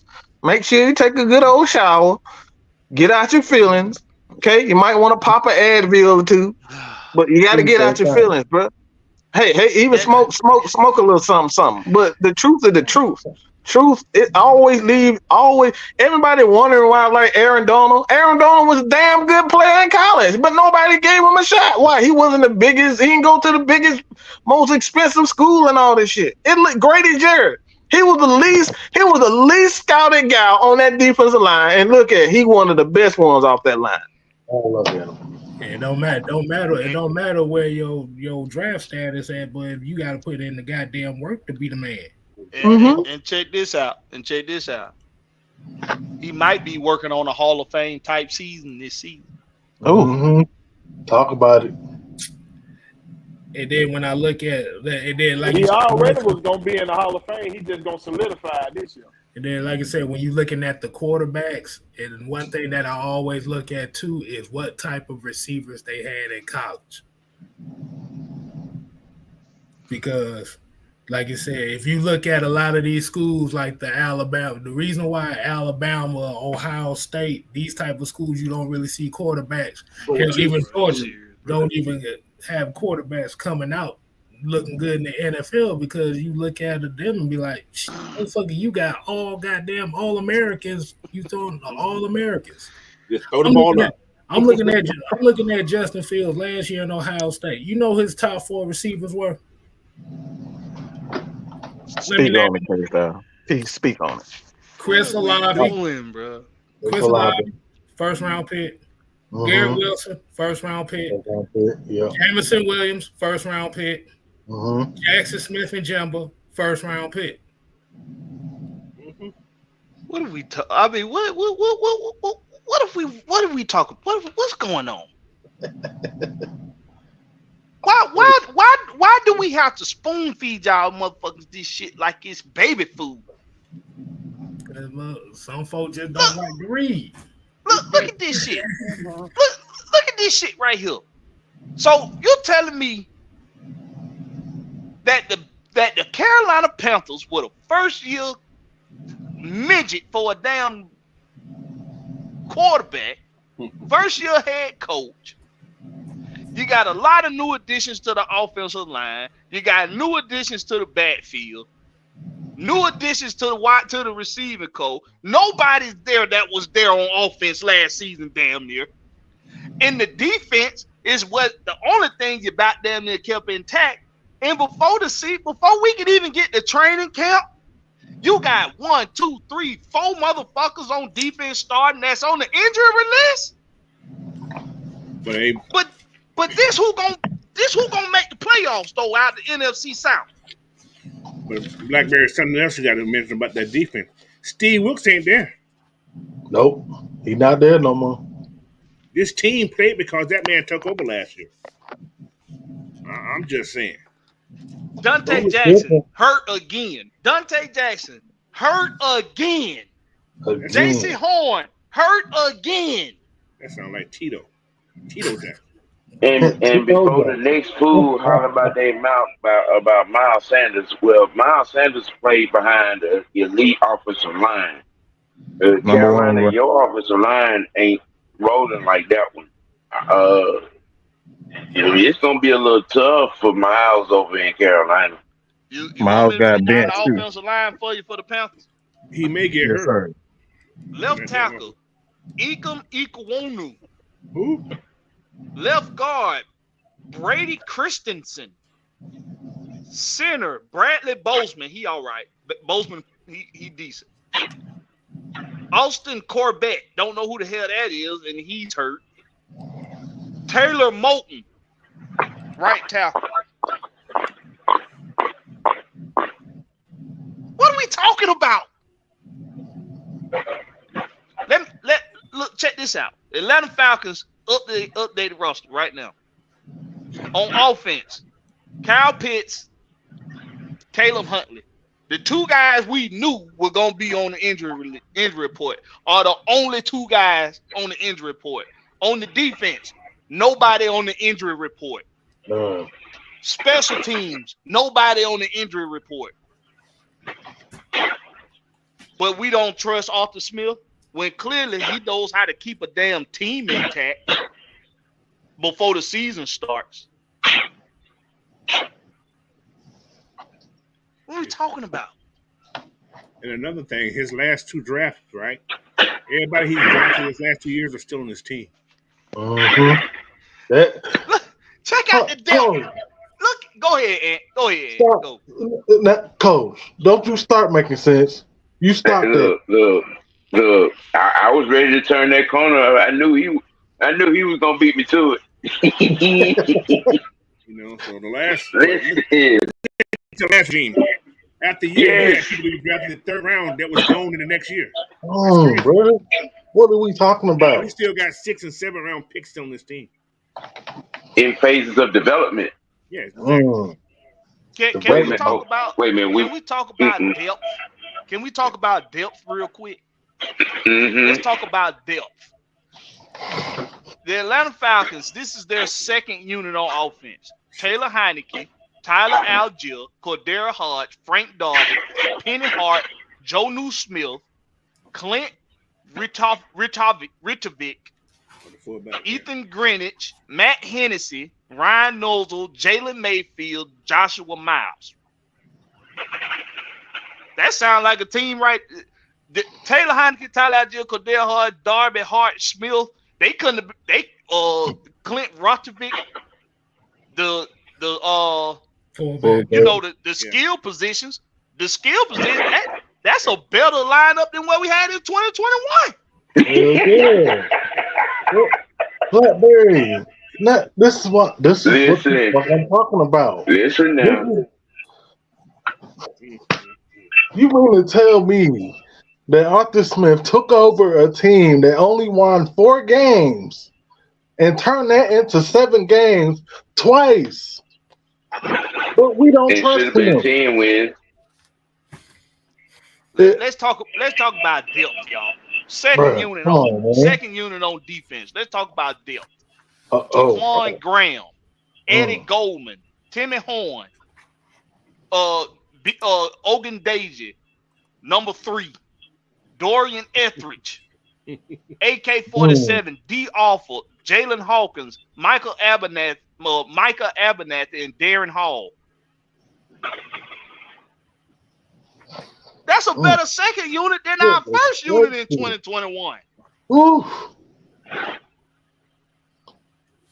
We were straight ass crack 2021. No, but look at the depth on the line. Behind them, third unit, Joe Gaziano proven, Carlos Davis proven, LaKale London. I don't know who LaKale London, y'all. Who is that? Somebody they prompt on the strap. Okay. Ikeni Inikiwa, Nate Landman, and Tay Davis. Mike Hughes, DeMarco Helms drafted, Clifford Chapman, Clark Phillips III. Depth. Like they say, Rome wasn't built in one day. Nope. Depth. And just to go in more detail on what you're talking about here, from that 2020 class, that 2020 group that they had here when they took over, there's only 10 players from that 2020 team that was on this team in 21, right? And from 21, in the year after that 21 season over, they only bought 21 players over from the 21 team. So last year, they added 32 players just last year from that team. So I haven't did the numbers for the 23 because it ain't up there yet. But yeah, man, yeah. Like I said, like K-Sal said earlier, this is almost the first real season for this man because he has his pieces that he's brought in place. So what happened this year? It's important, but it's not that decision. To me, this is me, my only personal opinion. This season here shouldn't dictate hiring or firing. So, yeah. So here's my question. That goes about this whole hot seat thing. So, so does that mean that should every coach really just be on a 1 year deal? Sound like that's what that means. That's what it sounds like. But I think Arthur Smith signed a 4-year deal.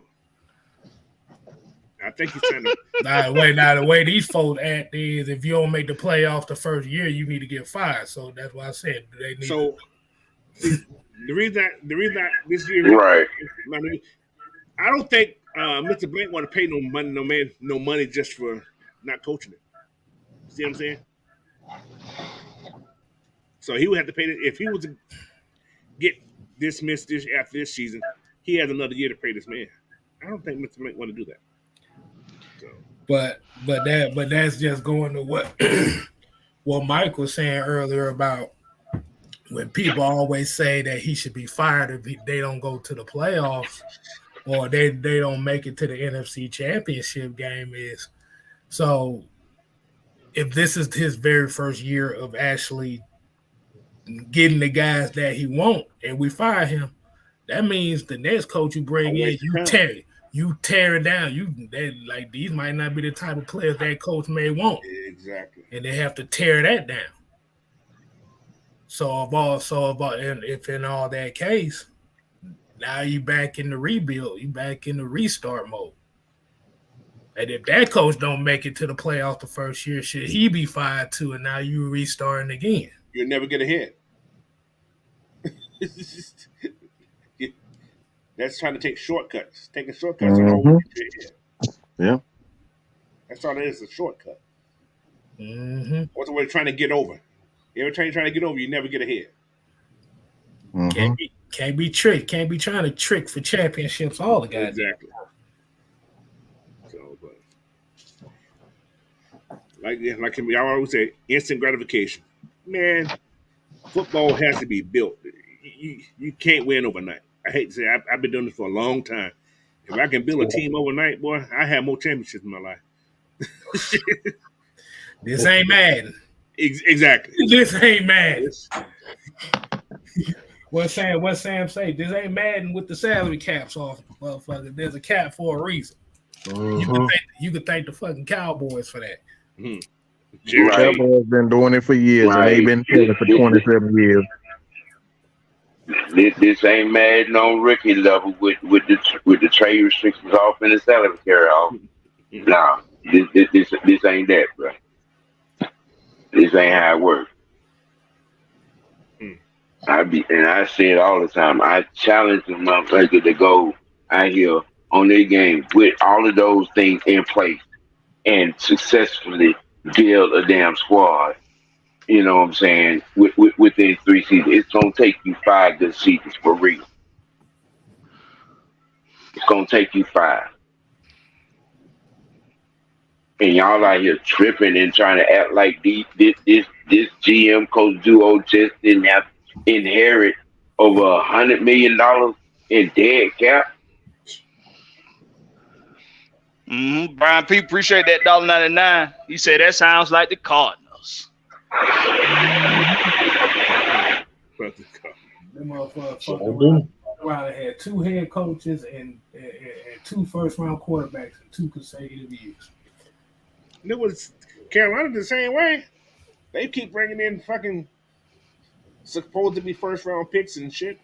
Trash ass quarterbacks year after year. Exactly. Can I ask a question? Please. Okay. And coach, most notably for you because you are an actual coach. When you enter your off season, you know we talking about trust. Now you're gonna go in and you're gonna talk to have your meetings with your prospects, with those guys who you might be looking to draft and whatnot. But you spend 3 hours with this one particular draft pick. And he's not a first round pick.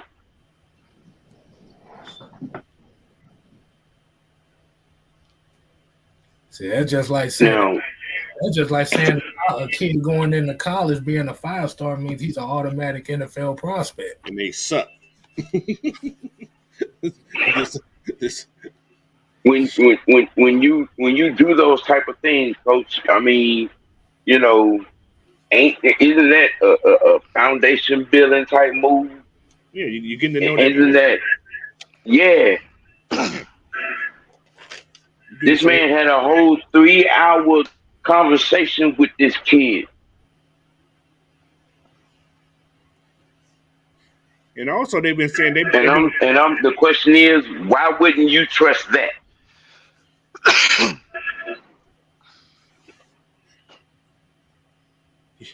Now, another thing I want to mention something also talking about Desmond. Think about this, y'all, on a serious tip. Just imagine Terry was still in New Orleans. I guarantee you Desmond would have been in New Orleans. Mm-hmm. Think about it. Yep. He's been watching this kid. He said he's been watching Desmond since he was a sophomore. When he was a sophomore, he was in New Orleans. Uh-huh. So just think about that part of it. It's a process. Well, see, they forget Terry. When he first come into anything NFL, he was a scout. He was a scout, exactly. He's been watching. Can y'all tell me how a process works? Let me get my pen here. Get my utensil for writing. Now, what can process somebody tell me how process works? Okay, so let's say you cooking. I know a lot of us on here like to cook because we talk about it from time to time. Let's say when you're cooking, you're preparing a meal. There's a process. So Let's see what I want. I want some braised lamb and mashed potatoes and asparagus tonight. First of all, some biscuits. And some biscuits. Well, first of all, you want homemade biscuits or you want canned biscuits? Homemade. I want it homemade. Well, look, first of all, you got to take your ass to the grocery store and get the ingredients first. Okay, number one, go to the grocery store. Grocery store. All right. You gotta marinate that meat. That lamb got to be marinated for some minutes. Mm-hmm. Got to marinate that meat. Okay. Mm-hmm. Gotta prep. You gotta prep the vegetables. You gotta prep. Okay, prep the veggies. Okay. Mm-hmm. Shit, I didn't know how many people who gonna be in there because I want to. Never mind. Know the seating. Know your seating. Well, we actually skipped a step because after we go grocery shopping, we gotta make sure we can afford the motherfucker.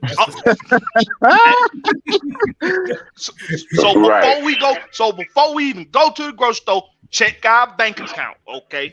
No, let's end that. We cooking for the house. We ain't cooking for nobody else, so you know what you got in the house. Like I said, you gotta make sure you can afford that motherfucker first. All right. So far, I got make sure you can afford to cook. 2, go to the grocery store. 3, marinate your meat. 4, prep veggies. 5, know your seating. Okay. Mm-hmm. Now what? You have to make time. How long it take to cook those lamb?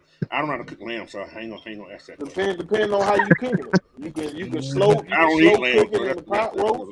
You can pot roast cook that thing. You can put it in the oven. You can throw them on the grill, depending on how you want to prepare. So in other words, that make sure it's done, or as my mom would say, make sure it's doing. Make sure what? Make sure she say make sure it's doing. Make sure it's doing something, goddamn it. So make sure it's done. And number 7, eat, right? Yeah, you gotta bless the food first. You gotta bless it, then we're gonna eat. But that how could I forget? Gotta bless that food. It don't matter how it can be 3 seconds. You can be 3 seconds. All you gotta do is like, Lord, thank you for the food. Now, damn, I ain't even gonna say that many words. I'm gonna just say, bless. All right, let's eat. But first, I got one more thing about this lamb chop. I'm just reading up. I don't know how to cook it. It takes 4.5 hours to cook a lamb chop, right? Lamb chops. Okay. So you got to have the right time. You got to go to the grocery store in time to make sure you have time to cook that thing, because you don't want to start at 6 o'clock and eat dinner at 10. That's why I say it depends on how you cooking it. Yeah, your prep time got to be perfect. If them folks smoking it, then it might take that dog. You might, smoking and grilling. But if you can fry like you fry some steaks, it ain't gonna take no 4 hours when you fry. Yeah. Okay. Hold on, I got something for y'all. All right. So the process for cooking and the process for building a foundation of a team. All right. We're trying to build a championship team here. So first we need to know how much money we got. That's what y'all said first, right? Salary cap. So you got to have the money to put the pieces in the place you need to be able to execute your scheme offensively and defensively and special teams, right? And what did we not have the first 2 years? Money. So you didn't get no lamb chop. Money. Nah, you was getting steakums. So instead of us shopping, we were getting potted meat. Getting potted meat. We can't go to Whole Foods. We got to go to Food Depot. You ain't getting that grade A Whole Foods. You got to go get that aftermarket meat from Food Depot. You got to go to the old Winn-Dixie. Get that Pick 'em 5. Oh my Lord! We're gonna go to the Green Giant. Hey, that Pick 'em 5 is a lifesaver, boy. Hey, it saved a lot. Without old boy, it saved a lot. So Never went It home. saved my Hey, stomach. I'm about to say, don't y'all got them really in front like you got went up through there and got them folks. Oh no, Shit. we ain't front over there, OG. It's about the facts, the stats, and the truth. We it's ate about that the shit. facts that's the truth, baby. Hey, It's about the facts that's in the truth. You can start the kitchen up with poker bean and wing. I'm good for that week. So what Right. we doing right now is we giving them a whole lot of truth right now. We giving them some truth. So we didn't have no monies. Terry Fontenot made sure we had some monies. So we got the salary cap straightened out. So now let's go to the grocery store. So we was eating scraps. Then we went to work. We made some paychecks. Now we can finally go to Whole Foods. We ain't got to go to Food Depot. So what we do, we go get Kalaj Campbell, Caden Ellis, Jesse Bates. That We bring organic meat. Eddie Goldman back. David Onyemata. We draft Bijan Robinson, a top 10 pick, costs money, y'all. And caught most of them at a deal. Don't forget that. He had coupons. We had some coupons. Yeah, coupon.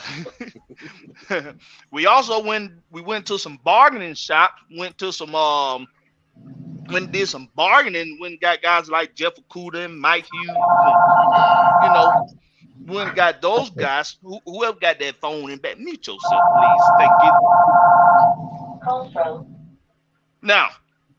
Now that we've gone and gotten the groceries, and we went to Whole Foods, so we ain't had to go to Food Depot. Now we gonna get home, we gonna marinate that meat, right? Mm-hmm. That's equivalent to developing. We're gonna clean it. That goes without saying. That go without saying. I hope that go without saying. Exactly. We ain't gotta even say that part. We already know the deal on that. Right. I hope that goes without saying. So now that marinate our meat, so we developing talent with Tyler Algier, Troy Anderson, Drake London, Desmond Ritter, Kyle Pitts, Richie Grant,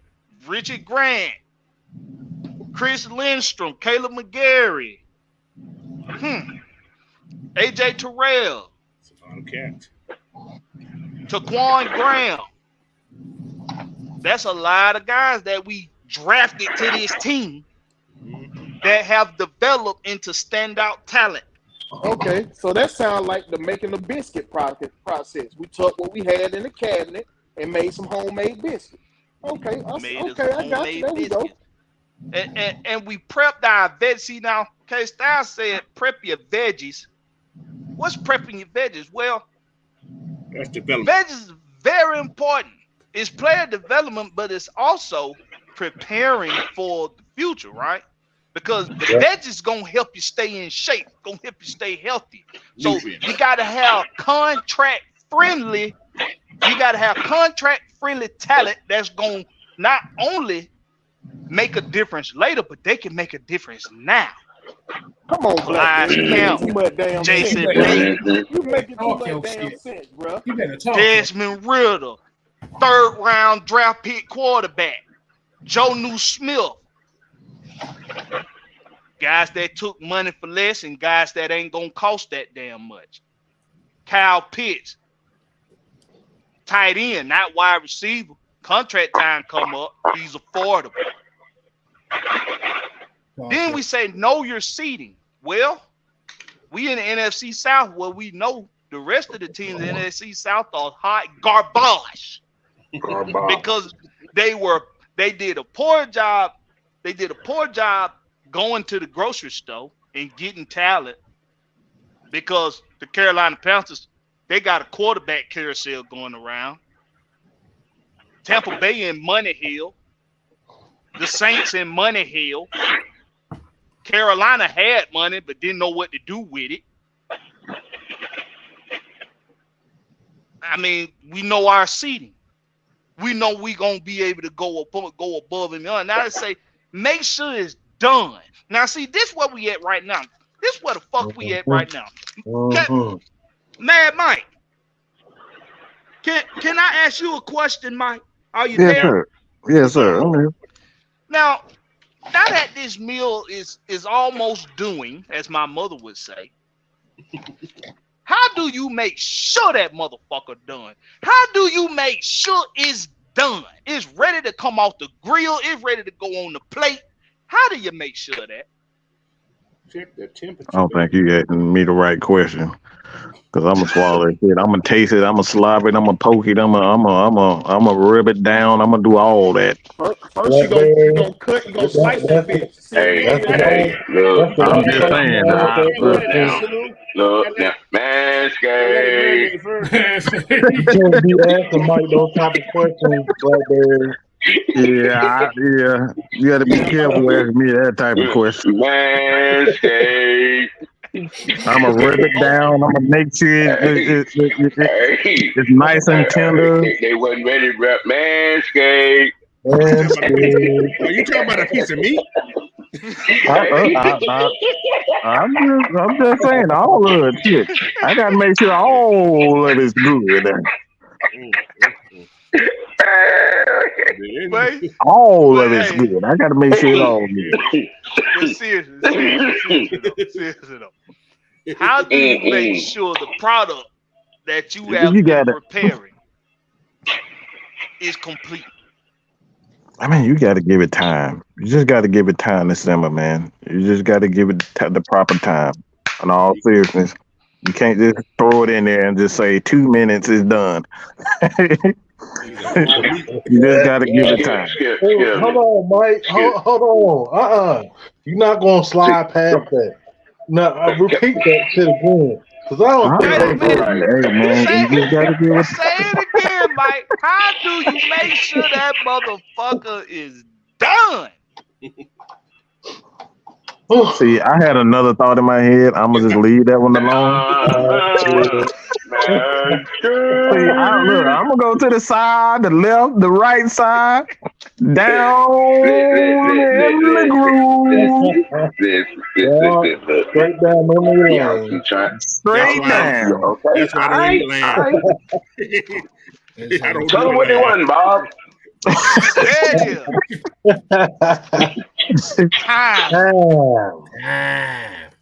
Time.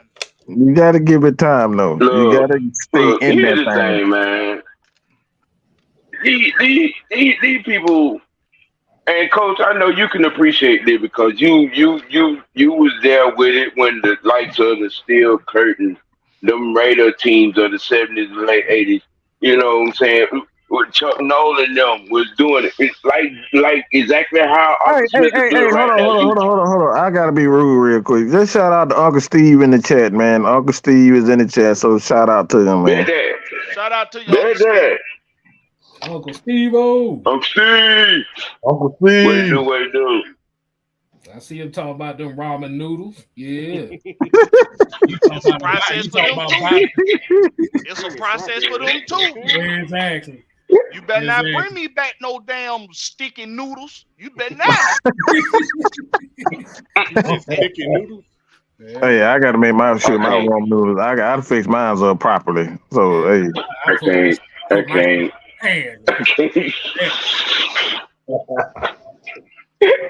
Go ahead, Sam. Put that block on that motherfucker. Let that shit. Boy, you better tell him, K-Style. I think I hoop him up. Look. Then you may put some extra stuff on there. You may have some eggs on there if you want to. Boy, some sausage, boy, some good sausages in that mug. You gotta put some good veggies in there, boy. The right seasoning. We make it gourmet. Hey, you get the Hawaiian rolls too?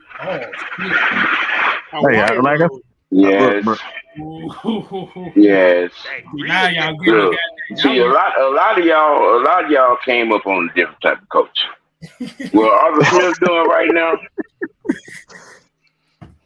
and Blackberry, and you're describing it. See, they ain't. A lot of these folks are microwave kids. And see, some of us, me, coach, you know what I'm saying, came up on, conventional oven cooking. Everything. boy. Everything. To some degree, kettle over the bonfire cooking. I'm just saying.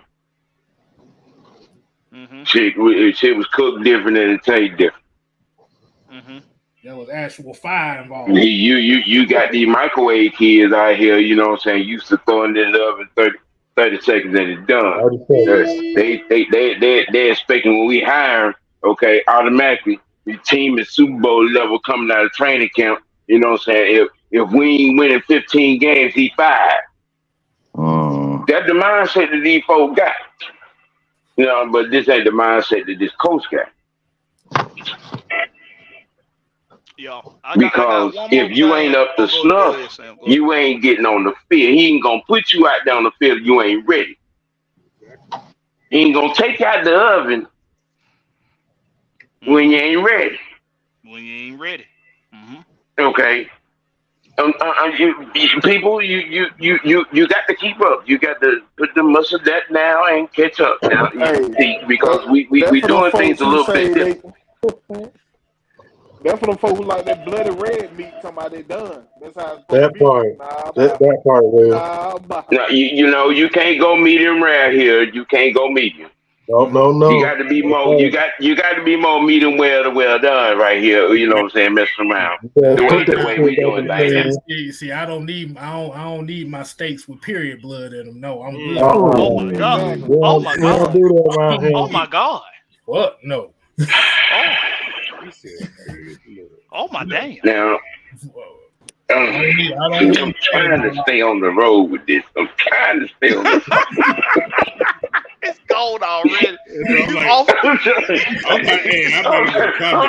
I'm not trying to add to it though. I'm not trying to add to it. I'm not trying to add to it. I'm actually trying to talk football. Go ahead. It's off the rails already, bro. My bad.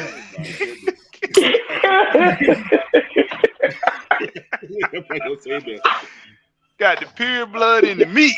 Oh my god! Right. I don't Right. eat that shit. Right. That is not a visual that you know. Stop it. Y'all stop that. I ain't want to see that. I ain't saying nothing. Go ahead, Sam. Go ahead. Y'all ain't shit, man. I swear. Andrew G talking about I can't eat no steak in that motherfucker. Heartbeat.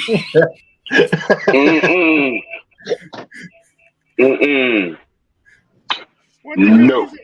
See what they fail to realize though, when they feel like when a nigga say well done, we want it burnt. No, motherfucker. I want it to be well done in the inside. That means flip the fucking meat. Not have that bitch just sitting there getting burnt. Until, you know what I'm saying? Flip the meat, bro. Say you don't want to turn a steak into a damn cup coaster. No, because you go to some of these steakhouses and you say well done, your shit come out burnt. Never say well done. Always go medium well. Never go well done. No, I'm not finna eat nothing pink, coach. I'm sorry. Hell no, coach. I ain't finna have my booty hole full of worms and shit. That you got that crazy. Medium well is not medium well. That motherfucker trying to get everybody pink worms and shit, coach. Medium well is the best. Is the best. That man, coach trying to give everybody. It really depends on who's cooking because everybody's you know what I'm saying, scale is not the same when it comes to that as far as the cooks are concerned. I'm just saying. That shit can't be pink. I ain't eating no goddamn pink food. Y'all gotta. The best way to cook a steak is medium well. Nah, hell nah. I eat some pink pussy, but I ain't no pink meat, goddamn. We ain't letting Blackberry get on the grill. I want that medium well, goddamn. Hell no. Medium well, bro. That's the best way. That's the best way to eat a steak. You don't want a brown steak. You seen the video? You seen the video? White boy have to go to the doctor and get all the worms took up by their stomach. I ain't had no worms in 56 years.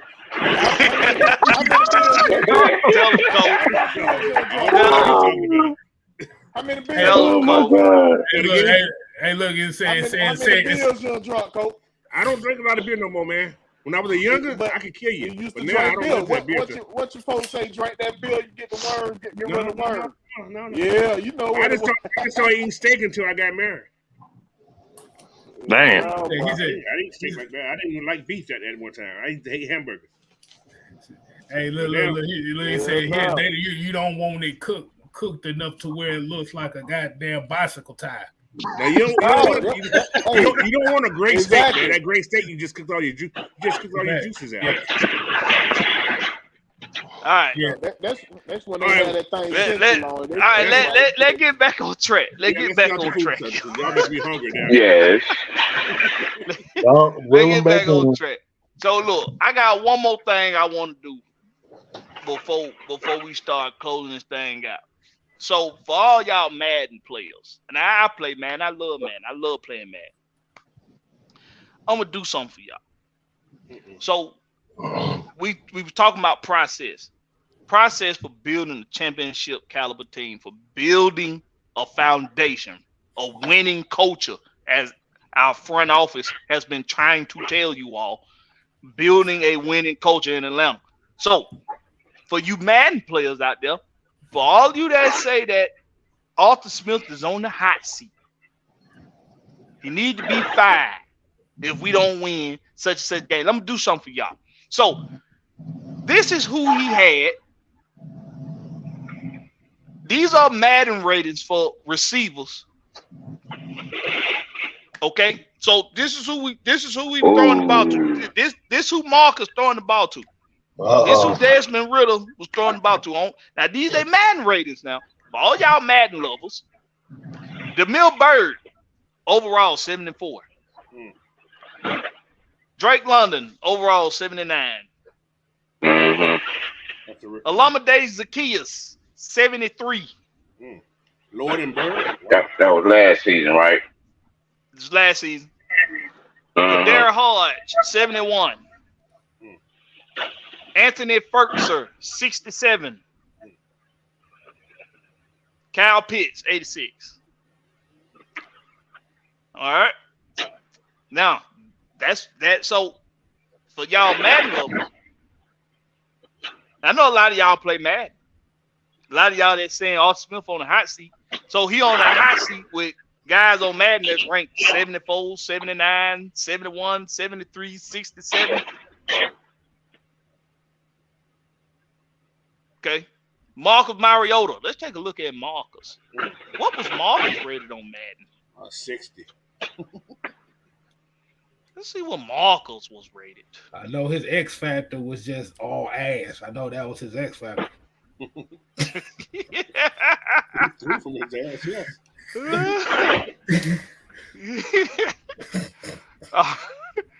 So Marcus, he was rated a 70. Damn, for a quarterback? 70. Desmond Ritter a 69 on Madden, but that was last year. So, now I gave y'all their Madden ratings. Now check this out. Those guys on that offense were able to do this under Arthur Smith. Oh, I got it right here. Y'all just wait a minute. Here it is. Total points. They were 15th in the league. Points a game. They were 15th in the league.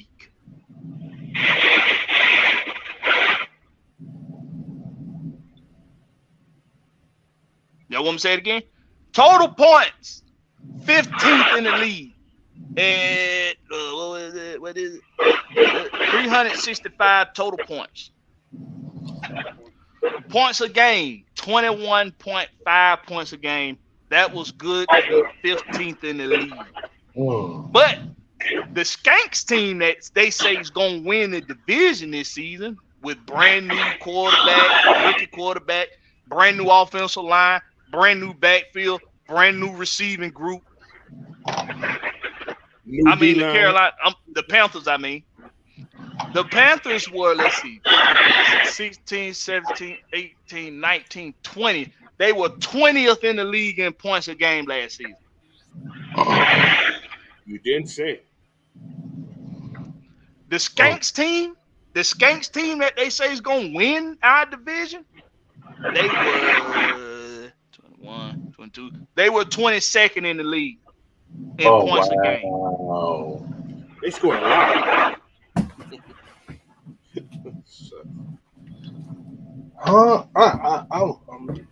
Something ain't mathing right now. Something ain't adding up. But see, they have that station wagon with a pacer engine in it as a quarterback. That's a good engine. That's a Pinto engine. Right. It is. Maybe I didn't put all this together fast enough for y'all. So the Atlanta Falcons receiving group on Madden, their rating was an average of 74. I got a question. Mm-hmm. What was Chris Olave's and Michael Thompson's rating? I'm just curious. He's mid to low 90s. Let's find out. Although Hurtfoot didn't play none, but he still had a high rating. But he can live pretty good though. Hold on, y'all bear with me. But maybe I didn't put that. Maybe I didn't put that together fast enough. On Madden, a receiving group that averaged 74 rating, and yet they were in real life they were 15th in the league in points a game and 15th in the league in total points. That's better than half of the league. Sure is, Coach. It sure is. Spot on, Coach.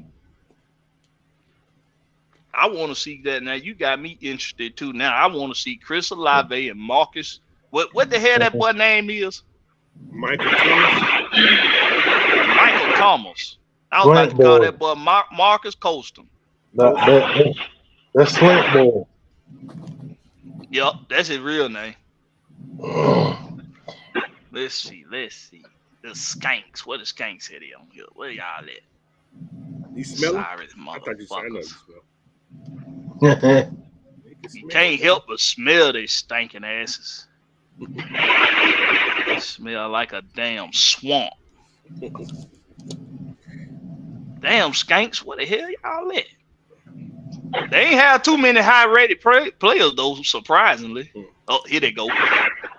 Marshall and Lattimore is a 91 on there. Because he like to reach out and touch somebody every time. Yeah. Mix the snatch and grab. Touch somebody's body. Let's see. I would think about it. I would think about the ATT song. You told us to take another song. Chris Olave, 84. 84. Michael Thomas, 86. So they was number 20. Behind the 74. Yeah. No, they was 22nd. They was 22nd. 22nd. Jarvis Landry was an 80. Wow. So they have 82 and a half. They got all these 80s, but ain't this shit with it. Yep. But they was 22nd in the league. So y'all trying to tell me that the Atlanta Falcons have a returning quarterback, have returning backfield, have returning receivers, returning offensive line. The entire offensive line, for the most part, is returning. But a team that in the Carolina Panthers who were 20th in points a game with a brand new rookie quarterback midget, brand new receiving group, brand new running back, brand new offensive line, they're going to make the playoffs before the Falcons do. And the Skanks, who were 22nd in the league in points a game, whose receiving group on Madden average of 80. They averaged like an 81, 82 just now.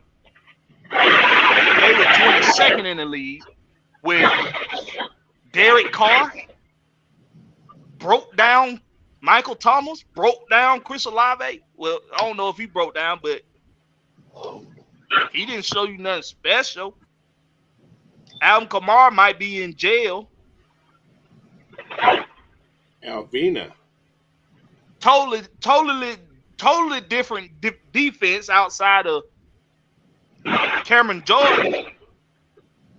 Outside of the That's coach who, also. Shit. But the Atlanta Falcons, 15th in the league in points and 15th in the league in points a game. But Arthur Smith is the third worst head coach in football. Yep. But it is kind of funny. They're not mentioning that the Saints lost Nielsen. Mm-hmm. They're not talking about that. You know, coaches don't matter until they matter. Mm-hmm. It don't matter because we got it. That's their biggest part of the pass rush package. Yep. This man made this pass rush what it was. I hate to say it, but you know, this is bullshit. I'm just tired of complaining about it. I'm just like, I just let it go now, man. It's like he don't matter no more because we have him now. I mean, we talking about a hot seat. We talking about a hot seat. We talking about a hot plate right now. We talking about Arthur Smith being on the hot seat. I ain't done. Check this out. 32 teams in the league right now. All right. So 15th in points and 15th in points a game in 2022. So he took an offense from that with Matt Ryan. 32. With Matt Ryan. In 2021, they were 31, 30, 29, 28, 27, 26. 26th in the league in points a game.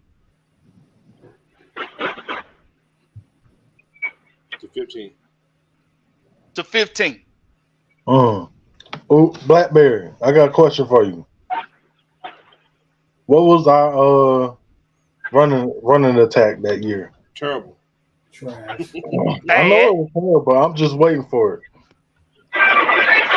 Who was the running back? You talking about when we had Mike Davis? No, Mike Davis. Yeah. So Mike Davis was 2.2 inches of carry. That motherfucker was on limp dick mode running the football. I think we only had like 1,400 yards that year. He had 2.2 inches of carry. And we had like 1,400 rushing yards that year. So I think that's all we had. I told you the way that he ran the football, he needed Viagra just to goddamn get 50 yards. In 21, we were 31st in the league in rushing yards. Yep. And it wasn't a lot. Rushing yards a game, we were 31st. Yeah. Uh-huh. Like I said, I think the year we had like 1,400 yards, I think, guys. We didn't have a lot of yards. So we couldn't run the ball. We could barely pass the ball. We had 1,451 total rushing yards. That's what I thought. Like 14 something, yeah. Averaged 85 a game. Yeah, the first year, came in. Yeah, man, it was terrible. Listen, if y'all wasn't paying attention just now, I mean, listen. You choose to close your ears when you hear the facts. You choose to close your ears. So if you didn't hear what I said, listen, it is what it is. Look, we went from being 26th in the league in Arthur Smith's first season as head coach in points total and points a game to 15th in the league in 2022 in points total and points a game. but he's on a hot seat.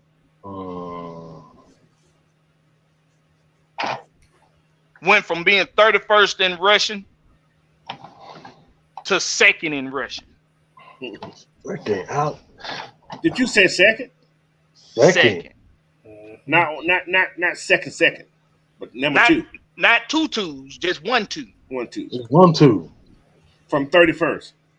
So 29 spots. So 29 spots. How can you do that if you're not a good coach? I don't know. Blame it on Matt Ryan. It was Matt Ryan's fault. Oh, it was Matt Ryan's fault? Okay. Mm-hmm.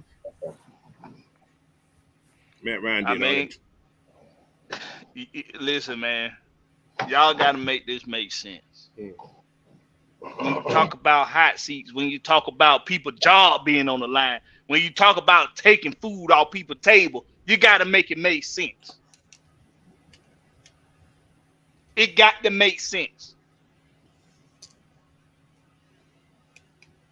Anyway, we're going to start closing this thing on out. Be more careful. Oh, Coach Unchained. Yes, sir. Coaches. Hey, Give man. me your finals, man. Give me your finals. Anyway, hey, man. We just got, like I said, I always say this, man. Patience. Let this team develop to what we know it can be. Trust in Desmond. Trust in Arthur. If you're a fan, trust in this team. If you're a true fan, trust in your team. That's all, you're not a real fan if you ain't trusting this team, man. I hate to say it. But that's all I got, man. Anyway, man, you can find me on YouTube, man, Coach Unchained. Twitter, Instagram, same thing, Coach Unchained. Email me, Coach Unchained Hotmail, and Coach at Chain at Yahoo, man. So that's me. But people, get over yourself. Shit. There we go, Black Bear. I'm good. 6-man K-Style. This stuff just. Hey, man, like you already said, man, Blackberry, appreciate you letting us home, man. No home team family. You know you're welcome. Always. Always. Like you said, man, 6-man K-Styles on all platforms. If you don't hear from me, don't worry. I get to it eventually. But it's by design. It's not a mistake. Right. But for real though, at the end of the day, like you said, whether you trust what this team does or don't, I'm about done trying to convince people. If you just don't, if you choose not to, that's just at your discretion. Mm-hmm. Like I said, I'm just going to enjoy the process. That's all you can do. Because like you said, this is the same process we've seen for the Braves. This is the same process that y'all have seen for the Bulldogs. And there's a process as a Tech fan we may not see for a good little while, but like I said, I just want to get a little piece to see what it looked like. But like I said, if you enjoy the game and you enjoy the process building of trying to see this team get to where it need to get, this is a good time to be a fan.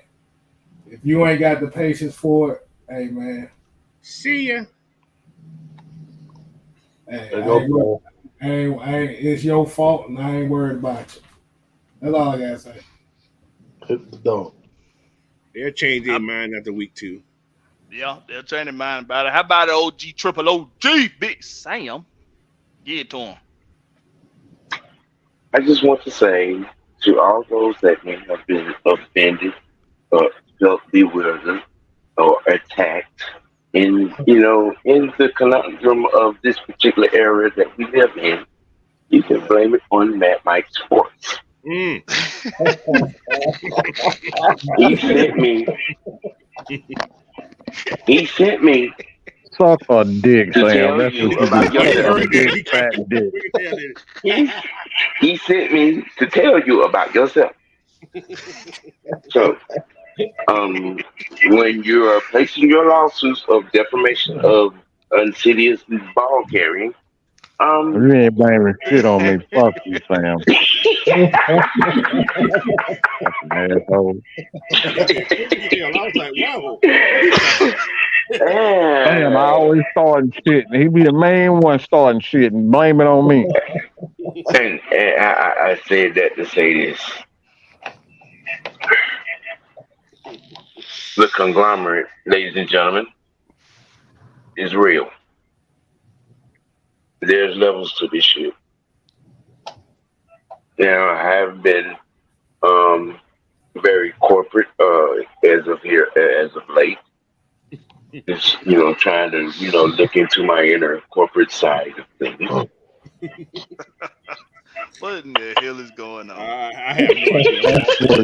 He's full of shit right now.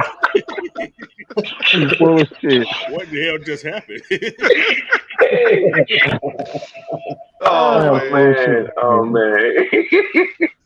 Sam ain't Hey, shit. man, You know look, man. Arthur Smith is the coach. He's our coach. Exactly. He is that coach. Okay. Y'all need to just get on board, or if not, just, cut your thong off and walk the fuck on. Same sneak foot. I'm just saying, otherwise you're gonna be, choking yourself. Straight up. And, I mean, Arthur Smith has given you no reason to remotely believe or think that he is not capable of doing his job. Now, you microwave-minded, mad-minded ass fools out here with that bullshit, I have a couple of suggestions for you, but none of them are made for anything other than paper. Get an iron skillet. Now, to you particular individuals that consider yourselves content creators, we're not going to make you think. Sam, no. Hell no. Cut his damn mic. We ain't going to sit up here and go down a whole list of cussing motherfuckers out. No, Sam. No. No. Absolutely not. I wasn't going to cuss nobody out. You going down the damn line on every damn list. You just going down the damn list and picking and choosing. Let him finish. Mike. Let him finish. He a damn Go lie. ahead, He Sam. know I know him better than he know his damn self. Go. I'll be cool, Mike. Finish your thoughts, Sam. Damn, we having a good time, Sam. Shit. Hey, man, look at him, man. There's enough space out here for everybody to make some news. Thank you, sir. I love you for that. Okay, thank you. There's enough. Definitely enough. Be able to stand on the stage, cite those that need to be cited. Mm-hmm. Get the props, get the credit. Otherwise, I'm gonna end up doing things like showing. Shut up, Sam. You're not being very kind, sir. You're not being very professional. In other words, Sam, he's gonna show you how to pat your head and rub your belly at the same time. Big ass. Oh my goodness. Sam, Jesus Christ. What the hell? Now, go. All right, Sam. Go ahead. Try. Look, man. Look. We should trust our coach. I am on OG Big Sam on Twitter. I'll do it for no you. reason to think or believe that Arthur Smith can't do the job. All right, you just can't. You can't see it any other way. Now, as a member of the team, as a member of the Unholy Alliance, as a member of the Grumpy OG, I'm just saying, y'all need to stay tuned. Y'all need to tune in. If you want real sports, if you want real news, if you want anything real, you need to tune in to this right here, what you're tuning in right now to. That's right, because we going to give you the best content there is. I done said that before. You ain't going to get it no better than over here with the AFN family and Blackberry Rex. Nope. Coach Unchained, 6-man K-Style, Mad Mike Sports. You ain't going to get it better than how you get it over here. Everybody that's in conjunction with one another. Jew Talk Sports in conjunction with Noah. What's Noah tag? I got to find out Noah tag. In conjunction with Georgia Sports Nation and Mikey. Listen, man. Wolf, Day 1, A1. Hey, man. You ain't going to get no better content than here and the people we fuck with. If we fuck with you, you's a bad motherfucker. Get to him, man. Hey, if you don't want to support this team, if you don't want to support our head coach, and you heard what I said, our head coach, then there are 31 other teams that are taking. You can fill out for us. Suitors, they're taking suitors. Don't worry. Fuck you. You ain't got to stay here. You can go to Baltimore. You can go to Indianapolis, where your lover pick was at. You can go to Baltimore and support AAU Jackson. There are good places where you can go. If you got too much PTSD, then this is not the team for you. Mm-hmm. You can leave. Hell, LA got 2 teams. Go over there. Go on over there. Yeah, they share the same stadium. Yeah. You know what, man? You know what? And a lot of times I hate taking this road. I mean, but as a person that is, I've seen every coach from Lehman Bennett to now. I've seen every quarterback from June Jones to now. I've seen every moment from 1978 to now. And a real football fan can't tell you that I have said some of the stupid shit that has been uttered out of some of these Falcons fans' mouth over the last decade. No. Yeah. Retarded as shit. And, you know what I'm saying? I want to be proud of my fan base, man. Yeah. You know what I'm saying? And people don't get it. They ain't been through the fire. That's all it is. No, they don't get it, man. And we not saying that y'all ain't fans. It's the fact that you're not in reality. That's what it is. Right. You gotta, because even if you're not somebody that pays a whole lot of close attention to the ins and the outs of football in the NFL, just support your team. Just support your team. It's real simple. Just support your team. Now, if you don't know that somebody's a motherfucker in the front office, trust me, we'll tell you. Everybody up here will call out the motherfuckers. Oh, trust me. we will tell you. Look, Blackberry, how many times have we done that for the Hawks? How many times have we called them niggas out for the Hawks? Okay. Constantly. Man. We'll let you know. Trust me. We'll let you know when somebody's a motherfucker. But a lot of y'all make it hard to be Falcon fans, man. A lot of y'all make it hard to be Falcon fans. Y'all make it hard. Go ahead, Will. Georgia Reaper. Yeah, man. You can find me here on YouTube at Will the Georgia Reaper. Anything AFN got going on, I'm on it. Yeah. Bringing back Big Willie style. Mike, I think he's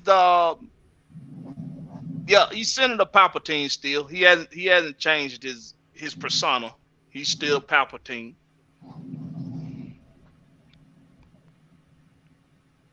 Give it to him, Mike. You still over there using the Force. He using the Force. He using the Force over there. I think you lost him. Is the force within you, or have you released the force? Which one?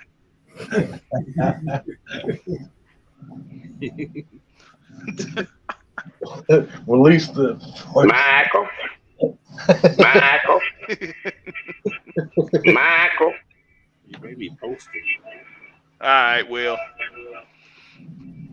since Senator Palpatine is too busy coming up with a master plan on how to take over the galaxy, the universe. Man, he might be on a conference call to the White House. He probably in the Death Star somewhere, stuck in a stall. I'll say this. There he is. Let me say this real quick. Damn, that nigga came up for F. I'm not giving you motherfuckers no leeway. Fuck what K-Style talking about. I ain't giving you no.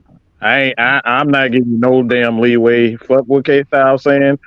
I ain't through with y'all asses. Y'all say some dumb shit, I'm gonna be on your ass from the damn sun up to sundown. I'm gonna be on your ass. I'm gonna cuss your ass the fuck out. You come out with some dumb shit. That's gonna be the year for that. And like I said, K-Style, he the cool Wong Shui type of guy. We the perfect balance, but fuck that. I'm in your ass, all right? I'm in your ass like I'm gonna be in goddamn what's her name?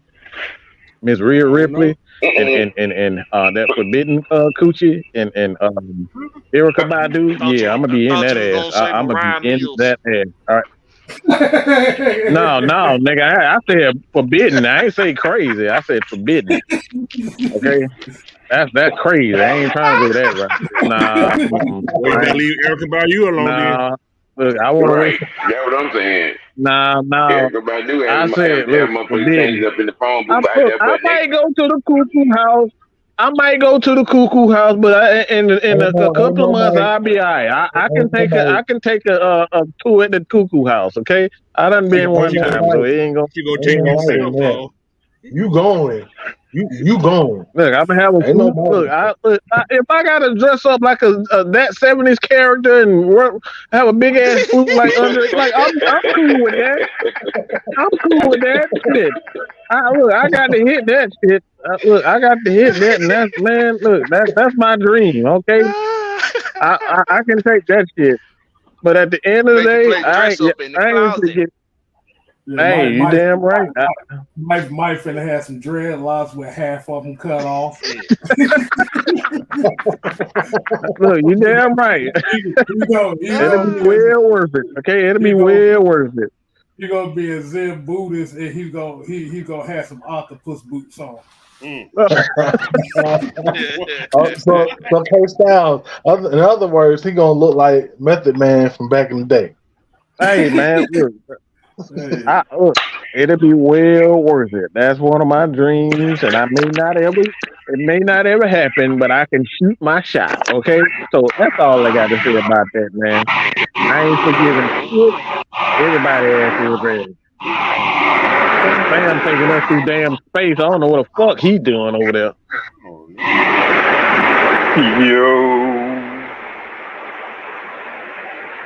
Yo. Show him my stuff.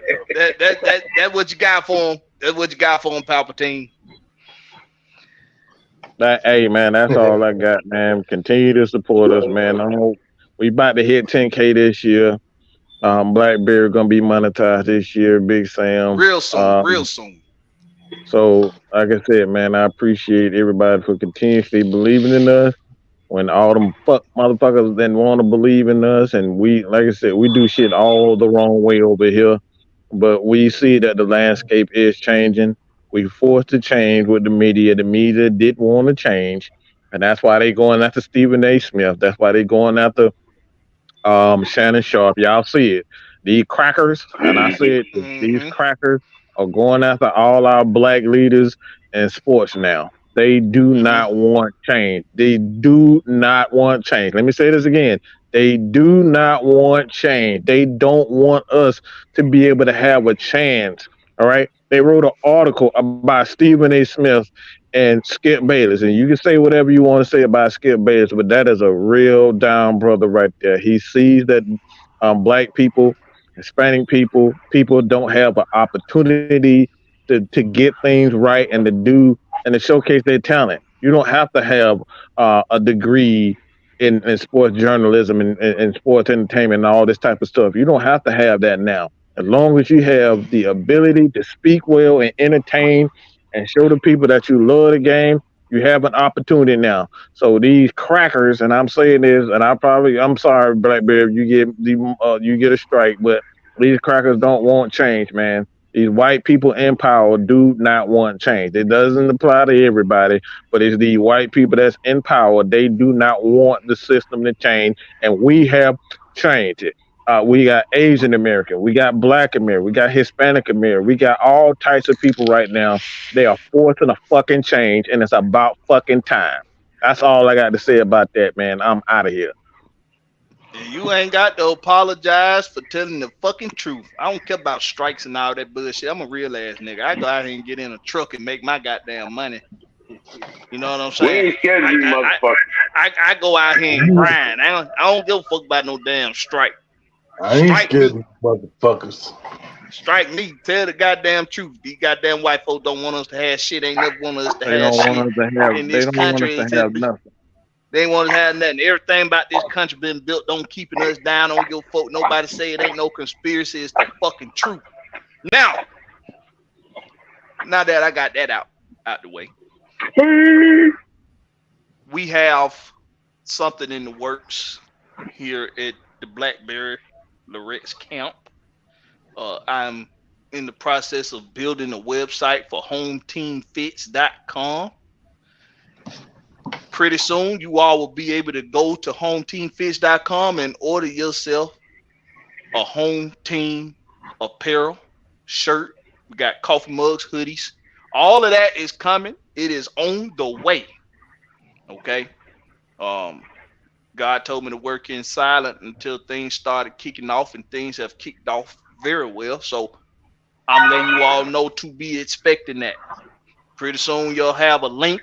I'll be posting it. I'll be pinning it to the shows. You'll be able to go to HomeTeamFits.com and get some of the best home team apparel that you can ever think of getting. For any city, for any state, for any team, anything you want, we gonna have it on HomeTeamFits.com. So that's what's in the works right now. Y'all know how we do it around here. It's the home team, nothing but the home team. But we know that other people have their own home teams, and they want to be able to support those home teams as well. So HomeTeamFits.com will be able to accommodate you with that.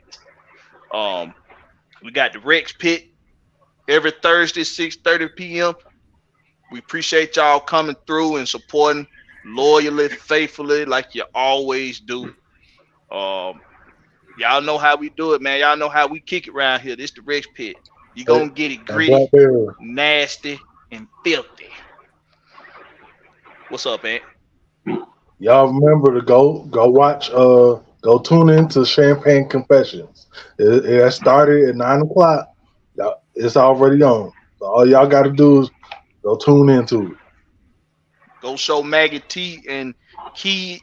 Go show them some love over there at Champagne Confessions. They gonna talk. Yeah. Listen, sometimes we got to step outside of this sports shit, talk about some everyday real life shit, and it helps that it helps to hear others talk about things that you might be going through, and listen to other people that's going through those same situations or have been through those situations and found a way out. Champagne Confessions will give you that outlet. I like watching. I like engaging in the content. You will too. So with that being said, y'all make sure y'all support everybody that's up here. Coach Unchained, the coach of coaches, the sixth man, K Styles, Big Wheel, bringing back Big Willie style, the Georgia Reaper, Big Dog, Big Ant, that OG, triple OG, always gonna talk and run his damn mouth. Big Sam. Oh, the damn never Stamp that. And Mad Mike, the mad scientist, Senator Palpatine, the villain. Listen, we always giving you the goods around here just the way you like it. And even if you don't like it, we gonna hit you in the mouth with it every single time. This has been the Greg's Pit. Catch us on the flip side. Home team. Deuces. Home team.